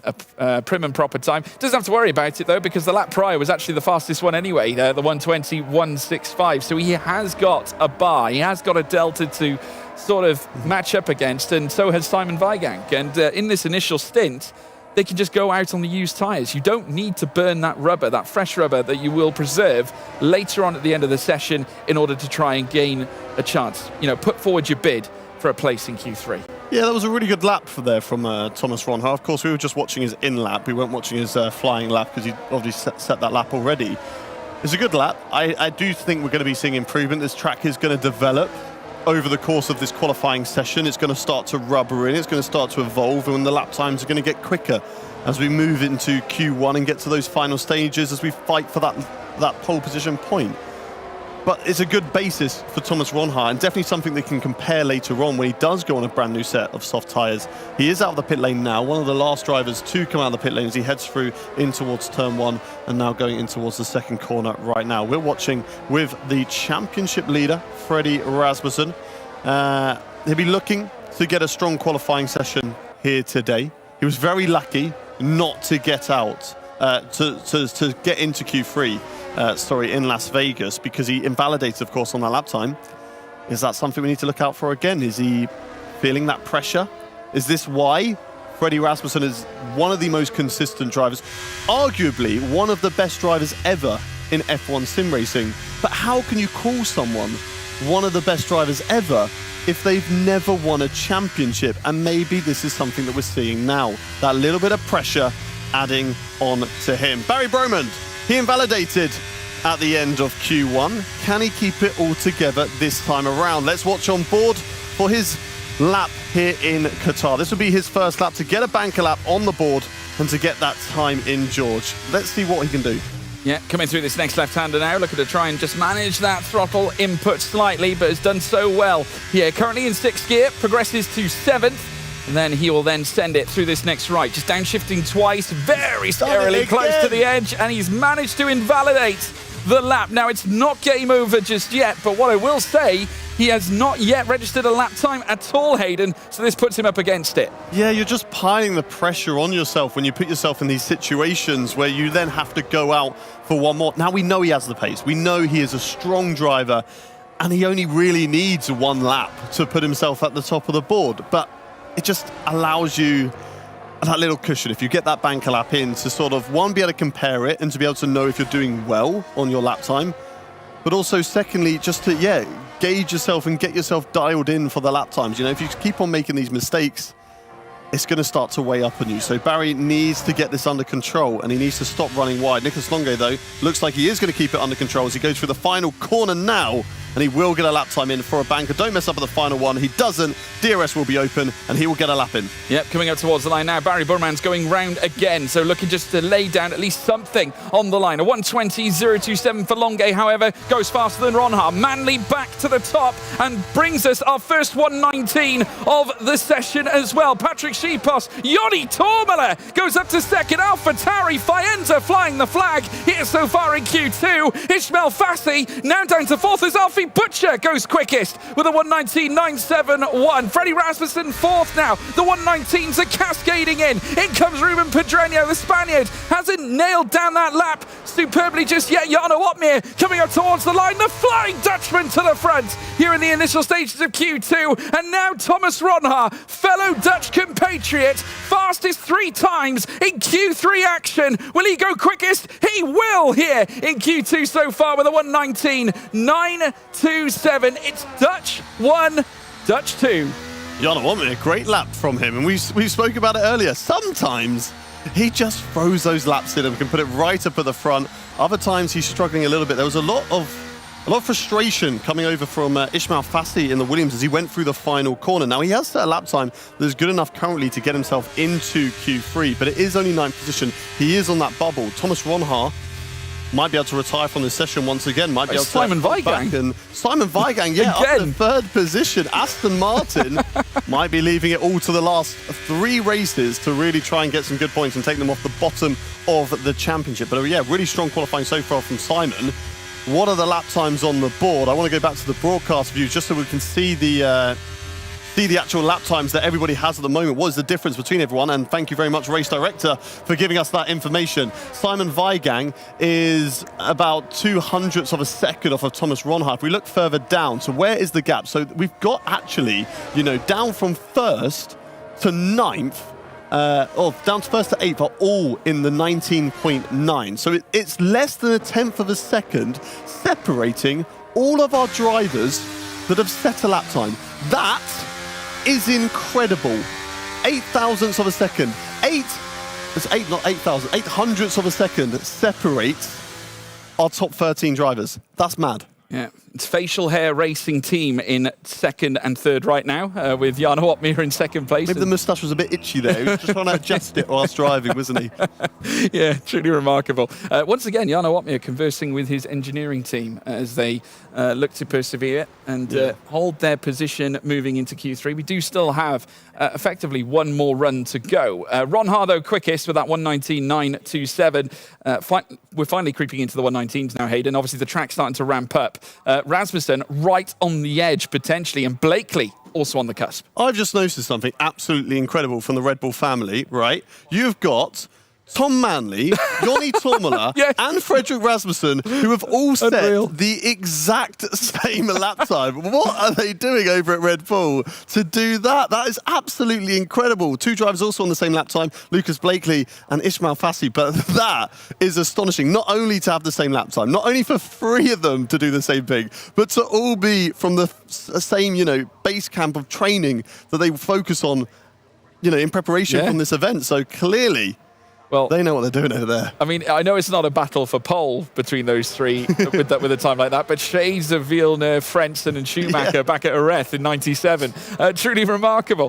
Tom Manley and Yoni Tormala both sharing 6th and 7th on the grid. It's been impressive by the AlphaTauris, actually. Have been very impressed with Joni Tormler, who has actually been quite stretched with his responsibilities as a driver over the past year. He's a driver, he's a mentor, he's basically like their father at this stage, isn't he, through the event? Father Tormler. He's been here for so long, he's part of the furniture now, and he's trained them up, and he's also a great friend of Fredrik Rasmussen. I think that they work so well in that team. You know, Joni Tormler not only is an incredible driver, but I believe he helps get the best out of Freddie. I think for Freddie to have somebody that he is so comfortable around and can work with so well in training, I think that's great to get the best out of Freddie, and we've seen it so far this season. And if you want to win, hire a Finn, right? Yeah, I guess so. that is the phase. All drivers out on track, apart from one of the Mercedes at the moment. It is Jarno Opmeer. We've got 1 minute 40 left on the clock. Now, does Jarno Opmeer think that he is safe? Which is an incredible roll of the dice from the Mercedes team, when the field who have set lap times are only separated by 0.08 of a second, that you've got the bravery to go, do you know what? I'm P2. Yeah, so what? They're not going to get me. I'm happy with that. There were some really impressive lap times laid down. I'm actually semi-surprised that Thomas Ronhaar's going around again. Opmeer obviously not concerned. We've got Simon Weigang. Simon Weigang looks like Brendan Lee in the game. This is like Inception, this is. This is Jarno Opmeer's POV. We've got Brendan Lee on the left-hand side. We're looking at Simon Weigang making his way around the track. That's an interesting It was a great thing to note, to be fair, that all the champions of F1 Sim Racing not only get the title, not only get the prize money, but you also get added to the game, which for these guys is an incredible feat, you know, growing up playing these games, that you're then able to select yourself as a character. So that is why Brendan Lee's in the game. You've got Jarno Opmeer in there, you've got David Tanitsa, Lucas Blakely is in there. Someone who's had an incredible career but isn't is Fredrik Rasmussen. Will we see him added to F1 24? Well, we'll soon find out. Patrick Schiapos now looking to try and lead Alpine to greater success this time around. 14th fastest at the moment, and needs to unlock something, Hayden, around these dying moments. Of course, this is now the final laps in Q2. It's all about the knockout to get into Q3. Yeah, luckily in qualifying, he can't really do anything too wrong to get himself a penalty point and get a race ban. So it's all about focusing on this race lap and making sure you put yourself up into the higher order of the field. Hasn't set a lap time so far, but does have a delta because he invalidated. Found a lot of time on his previous lap through that hairpin, whether he invalidated early on in the lap time, and now he's finding it. It's 2/10 improvement on his invalidated lap time as he throws it through the right and then in towards this very tricky left. It's so difficult because you've got to get the car so far out right to then open up the left-hander. But if you overstep your mark, it's so easy to invalidate there. Now into this very incredible triple right-hander, flat out all the way through here. Have Alpine got the right setup to take this corner flat through the final part? Yes, they do. You can just hear the revs dropping down as they go through that corner. Little lift of the throttle, drop it down into sixth, bit of a correction on the steering wheel, finding 3/10 at the moment on his previous invalidated lap time. He's going to be one of the first drivers to come across the line. Oh, that was close on the exit, but he doesn't invalidate. He'll get a lap time in. What will it be good enough for? Well, he's shaking his head, Hayden. I don't think he's very happy, but he'll cross the line anyway, and that will cement his time out here in Q2. He will not be proceeding to Q3. Thomas Ronhaar just below Alfie Butcher, who's just gone fastest. Manley retakes the lead with Lucas Blakely now up to second. Guess again, it's Barry Burham and his former teammate usurps him for second. Joni Tormler, another brilliant lap to move up to fourth as well. Jarno Opmeer, 7th fastest. Might be risky for now. Thomas Ronhaar goes to the top with a 1:19.731. Nicholas Longue, second fastest. Josh Ito takes it. Simon Weigang with a second place lap as well. A tremendous effort from him. But Thomas Ronhaar, fastest again, this time in Q2. Longue up into Q3. Barry Burham as well down in P5. Tremendous performance from the Ferraris, but some major shocks again. Jake Benham out of qualifying, it seems, as well as further down we lose Pedreño. Both Alpines out. Freddie Rasmussen out of qualifying, folks. That is your breaking news. Massive shocks. Have the frailties kicked in now in the closing stages of the championship? Jarno Opmeer very, very lucky not to be knocked out. Or was that just all part of the master plan? He took that shot in the dark and it worked out for him, and he is going to benefit now from a brand new set of soft tyres to really try and push for pole position. We've already seen that he has fantastic pace around here. Thomas Ronhaar right at the top, but Simon Weigang, what is it about event 3 and the second qualifying session? Does he just need that first one just to warm up? I'm not too bothered about Las Vegas and Mexico yesterday, but then we go to the second qualifying session, Brazil, now in Qatar. And he's right up at the front. This is incredible stuff. Eliminated from this session, Jake Benham, Ruben Pedreno. We've also got Ismail Fassi, Patrick Schipos, and incredibly, the championship leader, Fredrik Rasmussen, is out of qualifying. Unbelievable. Truly against the grain of where we've seen Freddie historically. And we did wonder whether those frailties were starting to come in, Hayden. And I must say, looking back, we have seen little instances, little moments that have started to suggest that we might be seeing Ronha get the upper hand on Freddie. But we can hear a little more from him because Freddie Rasmussen standing by for an interview with Claire Cottingham. Yeah, Freddie alongside me. Freddie, unfortunate out there. A new track, tricky as well. Can you just talk me through what happened? Yeah, I can, but I think I'll get a penalty if I do. A couple of issues with your screen, I think you were mentioning earlier. That can be very frustrating. Obviously, qualifying is very important, as we know. Talk me through, though, what we can do from the race from where you are. We need to fix the computer issues. Racing, though, if all is good, let's talk about if all the computer is fine and everything like that and ready to go. What can you do from where you are? Not much in Qatar. There's not really anywhere to overtake, so... Yeah. First up, though, is Las Vegas. That is a chance for points for you and important for the championship fight. If the PC gets fixed, then yeah, maybe. Okay. All right. We'll let you go. Guys, back to you. Well, I tell you what could that mean, Hayden Gullis? Obviously not a happy man. Was quite reserved in his responses. We've come to know that from Freddie anyway. I can say to myself, what's the difference, George? What's the difference anyway? But yeah, no, what I will say, that despite obviously we know what Freddie's like when he speaks, but you know, there was a definite different tone with that interview there. Obviously not happy, outside of issues occurring outside of his control. But at the same time, this is the last thing you need when you've got a championship fight on the line.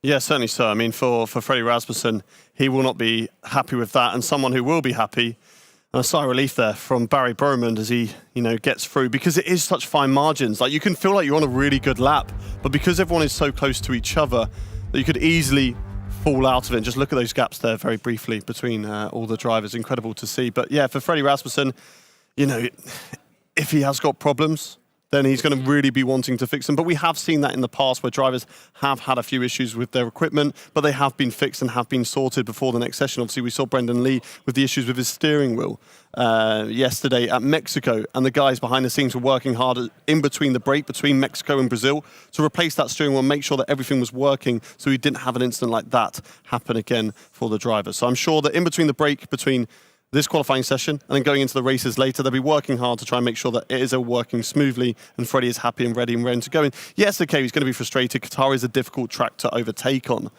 but get the strategy right, like Brendan said, like Jana Otmir has been able to showcase, and you could be very much well up in there.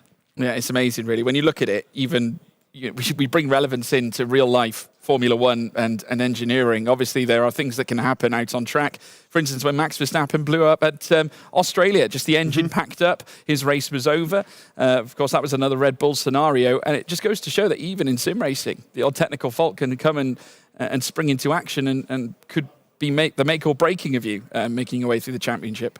Yeah, certainly so. And that's something that, as a driver, you want to avoid as much as possible. You don't want those. You want to be at fault for the incidents, even though you never want to admit them. At least you know that you haven't got that bad. As soon as something happens that's out of your control, especially if you're fighting for a championship, you are ready to blow up. That wasn't Freddie Rasmussen being his usual quiet self. That was Freddie Rasmussen in that sense being like, I'm not going to speak because if I actually were to want to speak, he will be in big trouble because, he's very much not happy with how that session has gone. He's knocked out, and especially in a championship fight between, of course, himself and Thomas Ronha. And it does open the door for an opportunity for other drivers. Now, Thomas Ronha has been in fine form. Yeah. But if a mistake happens in Vegas and Qatar, and something happens to Freddie Rasmussen, just because those drivers who look like they're so far away, all of a sudden Jana Otmir could be like, I'm back in this. Yeah, and there's two frontiers of battle we've got here, because now Thomas Ronha is going to be very much aware that Freddie is not in Q3. And this is a great chance for him to get a decent result in Q3 and effectively gift himself a potential easy victory on Rasmussen. Again, bridge that points gap. And not only that, Ferrari, they've got 2 of their drivers now making their way into Q3 now. Ferrari could yet interject and try and trounce Red Bull for their chance at the Teams Championship. Yeah, I mean, if they have a qualifying session like they did earlier on in Las Vegas, then that sets them up very well. More importantly, around a circuit like this, because we'll see, as Brendan Lee said earlier in his interview, more traditional racing. We'll see those drivers at the front working together like we have seen Thomas Ronhaar working in the last 2 races in Brazil and in Mexico. But you won't see the chaos happening too much. Maybe a little bit in the mid-pack as people are trying to scrape a few points here and there. But at the front, it'll be very much calm and collected. We work together. We try and benefit ourselves as much as we possibly can. And then we fight for that position within the last few remaining laps. It's all about positioning your car in the right place, you know, trying to maybe be in second place or trying to be in third like Thomas Ronhaar has been able to showcase and lead from the front and defend very well. Lucas Blakely, once again showcasing how good a driver he is and how consistent he is, that he is once again into Q3. Of course, he had that incredible stat of getting so many Q3 appearances on the bounce. That unfortunately, you know, came undone in Event 2. We're missing out on Q3 for that one occasion. But now he's back on form in Q3 once again. Let's see what he can do. He's got a pole position already to his name so far this season. Championship is out the window, but can he at least, you know, get some race wins on the board and end this season on a high? And you also have to look at the rookies as well. We take a look at Tom Manley, who was very, very fast in both Q1 and Q2. And also Alfie Butcher. We got 2 of our Challengers champions now making their way through to Q3. And we'll be looking to take full advantage of it. And Manley has been so impressive over the course of this season, much like Alfie Butcher has. Of course, remember, Alfie Butcher, a winner earlier on in the season. We saw those emotional scenes between he and his father as well. But Lucas Blakely about to take us round here at Qatar. Take us away, Hayden. On board with the reigning champion at McLaren Shadow is Lucas Blakely as he flows through the first couple of corners, through turn 1 and into turn 2. Nice and tight on the apex, runs it out wide, very close to invalidating through the exit of turn 2 there, but does stay within the track limits. Now in towards the double right-hander, nice and tight there. You can see the difference between the drivers and their onboard displays. Lucas Blakely, just like Freddie Rasmussen, likes to have his HUD dimmed down a little bit, so it's not so much of a distraction. He can just about see it, or is he trying to hide some information from us? He doesn't want everybody else looking at the battery percentage that he has on display. Anyway, back on board with the hot lap, really open up this left-hander. I think he can get a little bit further out to the right. We saw it earlier on in Q2, a few of the drivers, Patrick Schipos, for example, getting far out to the right-hand side, right on that white line. However, he isn't into Q3, so maybe that doesn't work out best for all of the drivers. Lucas Blakely, though, flat out now through this triple right-hander and then preparing himself for the fast left. A little downshift into 6th. He doesn't even come full off the throttle, goes to about 50% and then back on. And then into the final corner, brake at the 50-meter board, get down to 5th gear, back on the throttle, don't invalidate. He doesn't do so, and that's a lap there from Lucas Blakely. Yeah, it looks like a really smooth first run here for Blakely, and you can just see him taking that added run off as well. Goes fastest for the 1:20.090. Alfie Butcher now making his way across the line. Still, though, Blakely holding it. Yanni Tormela usurps him. 3,000 to the good ahead of Lucas Blakely. As we now see Barry Burman, he goes fastest now with a 1:19.834. And look at the deficit between them. Tom Manley, Team Faenza, 1 and 3 with a Ferrari in between. Nicolas Longuet might look to try and damage that, though, as they head up through towards the line. Longuet makes it 2 and 3 for Ferrari. Weigang, who has been stellar so far here at Qatar. In fact, the whole of today, Josh Edo comes in and goes fastest with that 1:19.7. And now Thomas Ronhaar, who takes it, snatches it from the midst of his fingers. It's Ronhaar with the 1-up here in the early stages of Q3.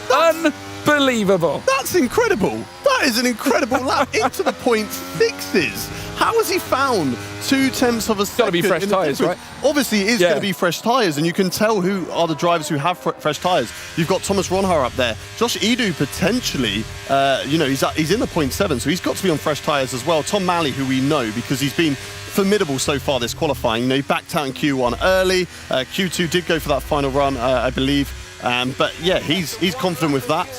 Barry Burman, a strong lap as well from him. Jano Opmeer as well, another driver that we know, you know, backed out of Q2 early, and he had that fresh set of tyres available to him. So a strong lap from those guys. But into the .6s, potentially we're going to see what we saw in Brazil yesterday, where Thomas Ronhaar has 2 rolls of the dice, for this qualifying session, but may not need the second one. The first one might just be good enough because that is an unbelievable lap. I did allude to Josh Ido as well, who could be the surprise package, and he's now currently second fastest, held onto P1 for a brief split second until then, until Ron Haar came along and took it away. But hey, I tell you what, it does serve up an interesting complexion as the drivers make their way back to the pit lane. I've no doubt they're going to put a fresh set of boots on. There's Tom Manley, ever the impressive here at Qatar so far, now back in the pits. Third fastest ahead of Barry Burman. Definitely looks like Team Faenza are enjoying this a little more than the Ferrari, so there is only a small margin between them. Barry in fourth, Nicholas Longuet. In fact, the two Ferrari drivers conversing and having a little chuckle with themselves as well. There is Josh Ido, and will he cause a huge stir? A rampage of sorts here at Qatar, all the way from the Rhondda Valleys. Yeah, Josh Ido, he's a very, very strong driver in qualifying, isn't he? And he's going to be looking to try and fly that flag for Red Bull. Today, unfortunately, with Freddie Rasmussen being knocked out in Q2, Josh Ido is going to have to be the one to try and, you know, take that fight to Ferrari and back him up. But he has shown some great pace so far this season. There's a little bit of shake of the leg, a few nerves creeping in, just getting himself dialed in now for this qualifying performance. And he's just really pumping that throttle pedal at the moment. Is that his preparation that he goes through before one of these race sessions? Is that nerves that are starting to I think every driver creep has in? a tick, right? I think generally. For sure. You know, you have these certain little things that you always do before a session. You know, certain things you might just check, and you might not even notice them. It could just be a case of I go to this screen before I go and do this, or you know, I get into my rig and I put my left foot in first, or I go right foot in first. You know, all these drivers are going to have these little sort of superstitions that they seem to do. I mean, Jarno Watman must have had a good race when he forgot to shave one time and has decided, you know what, I'm going to keep the moustache. Who knows? Even though it was a bit itchy earlier on, as we saw him adjusting. I did see him actually wiggling his nose earlier on, just before coming out. So making him sneeze. He doesn't want any sneezing now for this hot lap. I mean, that would be devastating. What a way to lose out on pole position. Yeah. As we know, see the cars head back out on track. Out laps now underway, and in these dying moments, it's everything or nothing here at Lusail. And at the moment, it's all going the way of Thomas Ron Haar, a 1:19.629, an astounding lap to kick us off here in Q3. Is it the case that he's built different, Hayden? What has he got that he has now found since event 2? Because it certainly wasn't anything like this. Yeah, Thomas Ron Haar is, as they say, cooking at the moment. He's got his big spoon out. He's got the big spoon out. He's just been unbelievable so far since coming into event 3.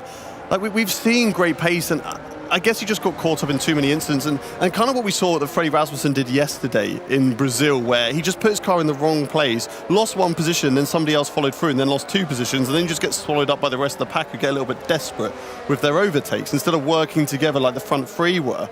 And we saw that from Thomas Ron Haar in event 2. He just got caught up and tangled with a lot of the other drivers. But, you know, this time he's composed himself. He's staying within that top 3. He's working in his race IQ is incredibly. You were speaking of all or nothing.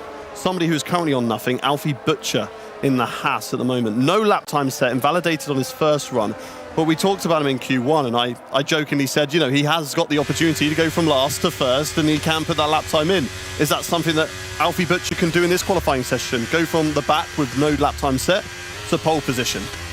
Could well do. Ron Haar chasing his 4th pole position of the season. He knows that Freddie won't be able to get one. Freddie still only on 1 and doesn't feature in this Q3 here at this point. But now the outlaps will be coming to an end. It's Ron Haar in front. A Red Bull still sits in second.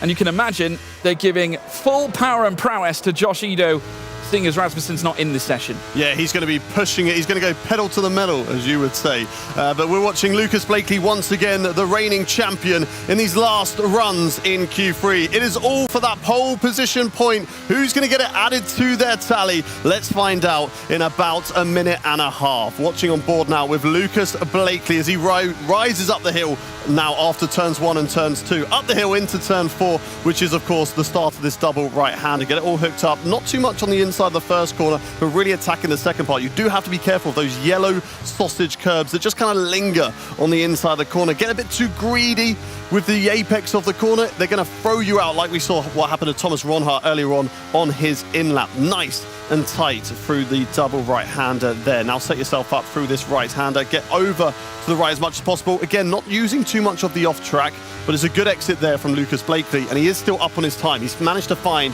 a 10th and a half. He's right down at the back of the field in P9. He did set his last time on a used set of soft tyres, so he has got plenty of time to find around this lap, but he is losing a little bit as he goes through the triple right-hander. Now in towards the fast left, drops it down into 6th gear, back on the throttle. There's one more corner left to go for Lucas Blakely, who'll be looking for more time through the last corner, and he's found it. 2.5 tenths up as he goes through that final corner. Yeah, it was integral. That final corner, he was just outside Ronhaar's time, but now he'll surpass it. Or will he? I don't think so. Goes 5th fastest. Barry Burman, though, takes provisional pole position. Goes to P1 here for the Italian Ferrari outfit. We have got Tom Manley, who comes across the line in 3rd. Ido up to 4th. Butcher down in 5th. Longe ascends to 5th spot now and gets relegated by Simon Weigang. In comes Thomas Ronhaar. Has he got it? No, he hasn't. It's Barry Burman, fastest here at Qatar. Thomas Ronhaar can only manage 2nd.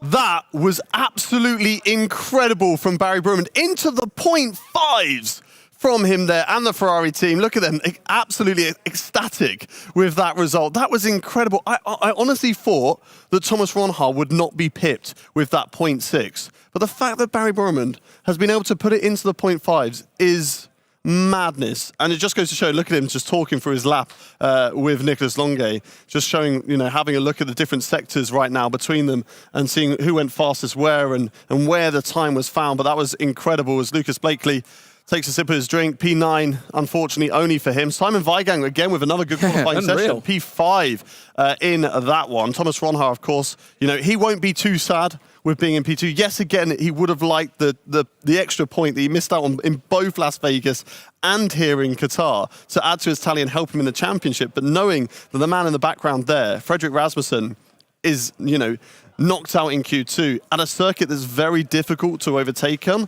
he'll be happy with that 2nd position. It sets him up very well for a championship charge in these last 3 races. The Kick team very happy with that one as well. They'll be disappointed with Brendan Lee. They'll be looking at the strategy and trying to figure out what they can do with that side of the car. But in terms of the Drivers' Championship and what they can do there, they are in a very good position. They certainly are. And if we take at least something out of this, obviously we heard the drivers saying that obviously there are no similarities necessarily between Qatar and Vegas. What we can take that is similar is the fact that we've got a Ferrari on pole position and Thomas Ronhaar in P2 for Kick F1. So, that is quite interesting to say the least. But I tell you what, Ariana, busy qualifying. It was hectic, but Ferrari on top.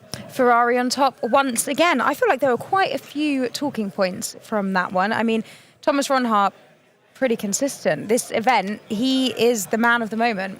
Yeah, I don't know what has happened between Event 2 and Event 3 because he was so down. I remember watching on the broadcast, he had his T-shirt over his head, he was crying, he was in tears because he had such a bad run of form. Those 4 races, 5 points scored. He thought the championship had slipped away from that point. So maybe it's a case of he's come into Event 3 and it was looking very unlikely coming into this event. It looked like it was it's between Rasmussen, Boremund and Jana Wattmir. Those were the 3 protagonists for the championship. Yes, Ronhaar has a chance mathematically, but the consistency of Freddie is very unlikely. But it's just switched. So maybe that relaxation has been able to fire him back up again and get the best out of him. Maybe. He may be Mr. Consistent, but it was not enough to get pole position. But Claire is with Barry Burman, who did manage to nab it. I am alongside a very happy Barry. You said to me this morning when we came in, I need to get 2 wins to put myself back in this championship fight. And I think you might have rattled Mr. Thomas Ronhaar, who just did a gesture that we won't say what he did off camera, in a jokey way, of course. Congratulations, it's pole position at Qatar. Yeah, thank you so much. After yesterday in the Brazil, after that disappointed quali, and we know getting into the point is quite hard, it was really unlucky. It was not my fault. I couldn't do anything.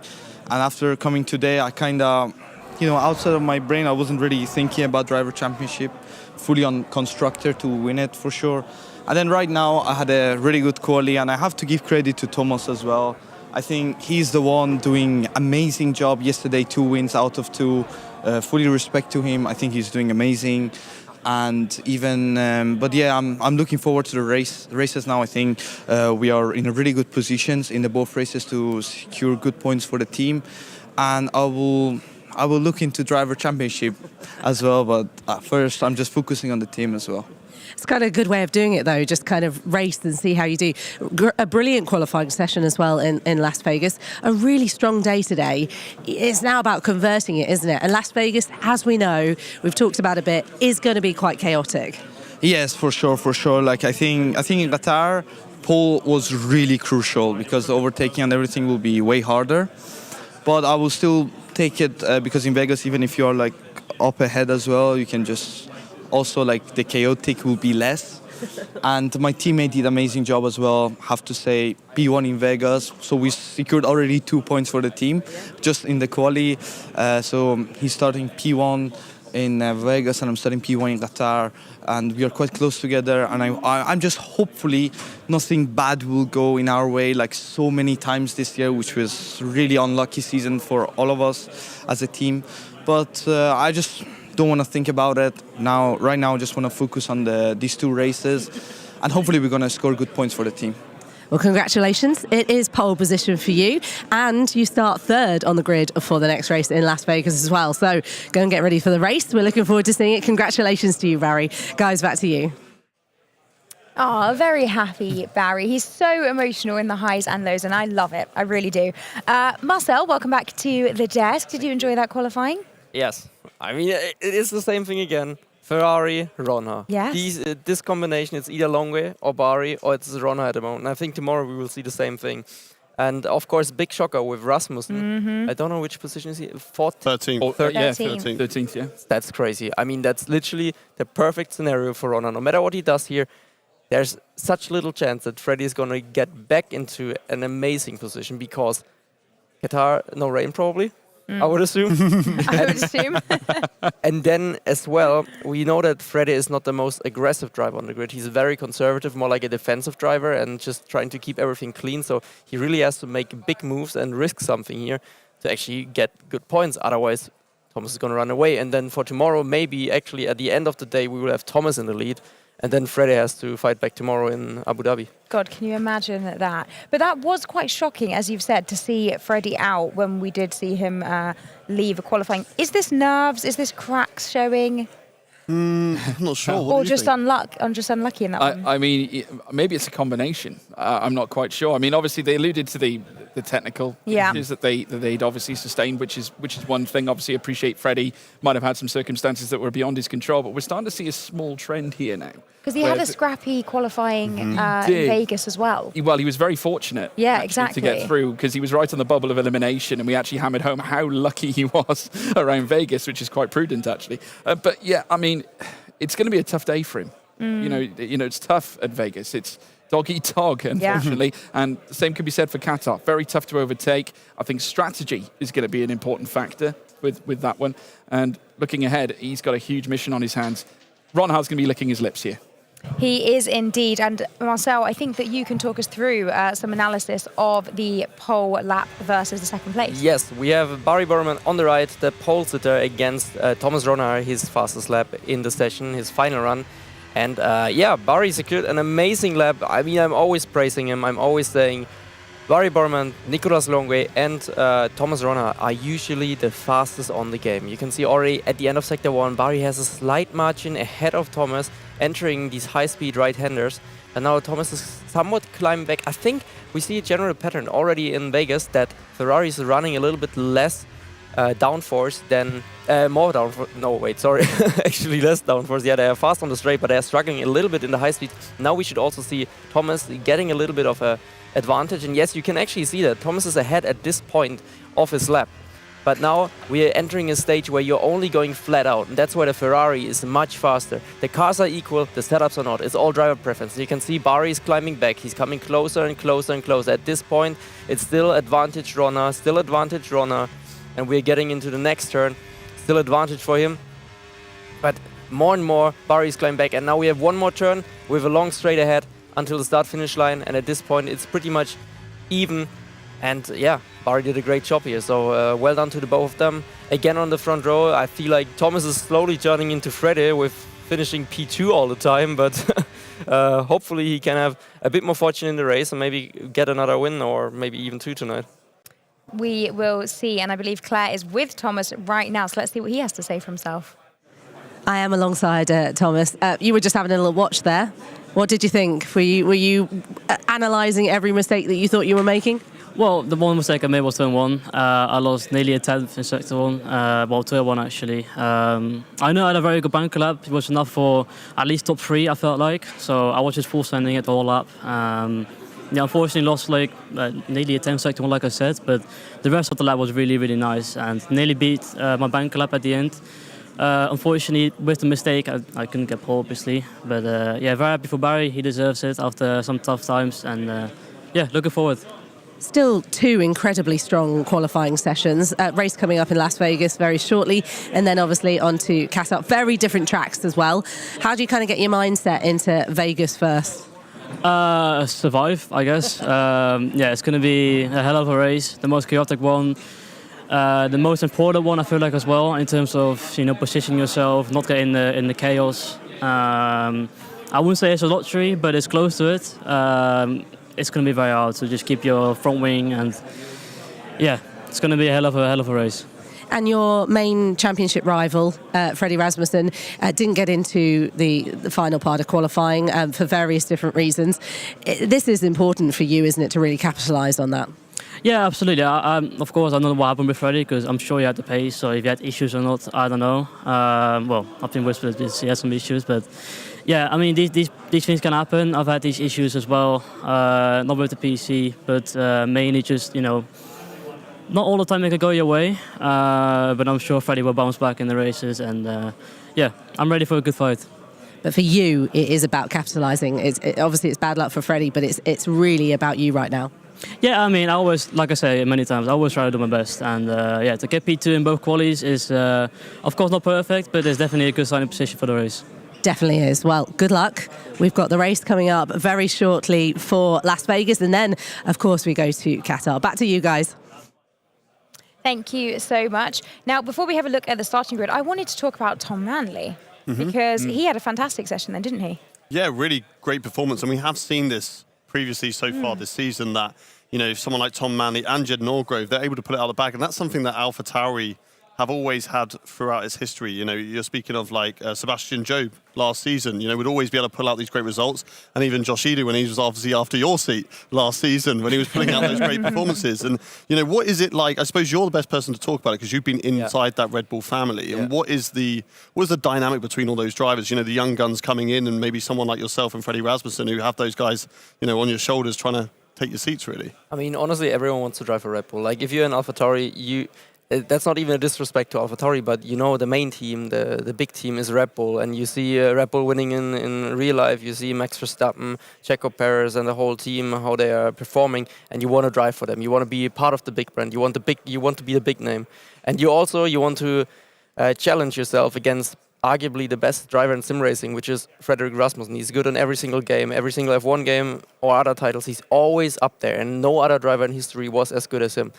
So, yeah, I mean, you always feel the pressure, especially because, there's Freddie. He's kind of set in the seat. He's like the number one, even though there's you get equal opportunities within the team.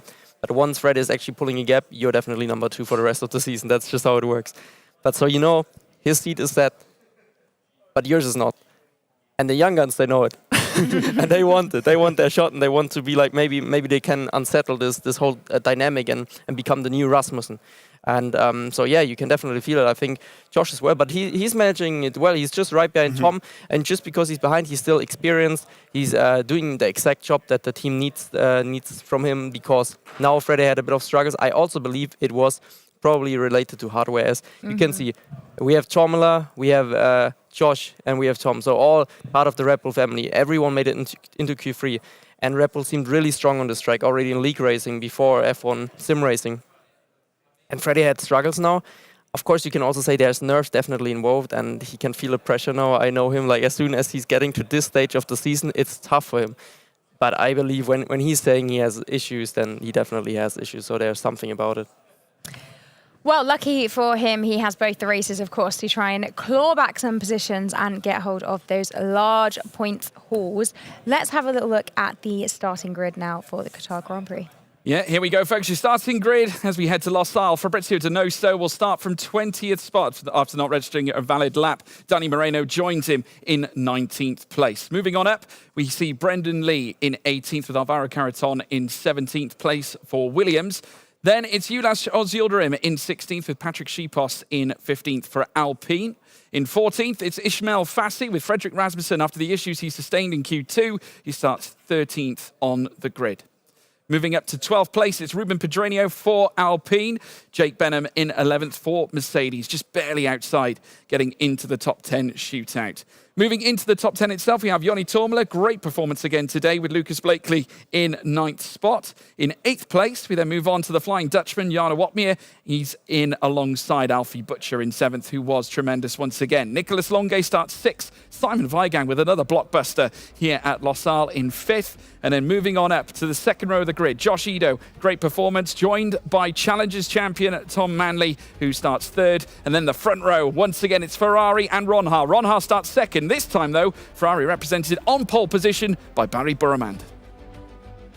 Thank you very much, George. Well, there you have it. Both qualifying sessions are over. They're completed. It's Ferrari on pole position for both of them. Now we will take a short break. The drivers will get themselves ready to go racing around the 2 tracks that we are yet to race around. And we will have a little break. Make sure you join us very shortly and we'll be back to go racing around Las Vegas and Qatar.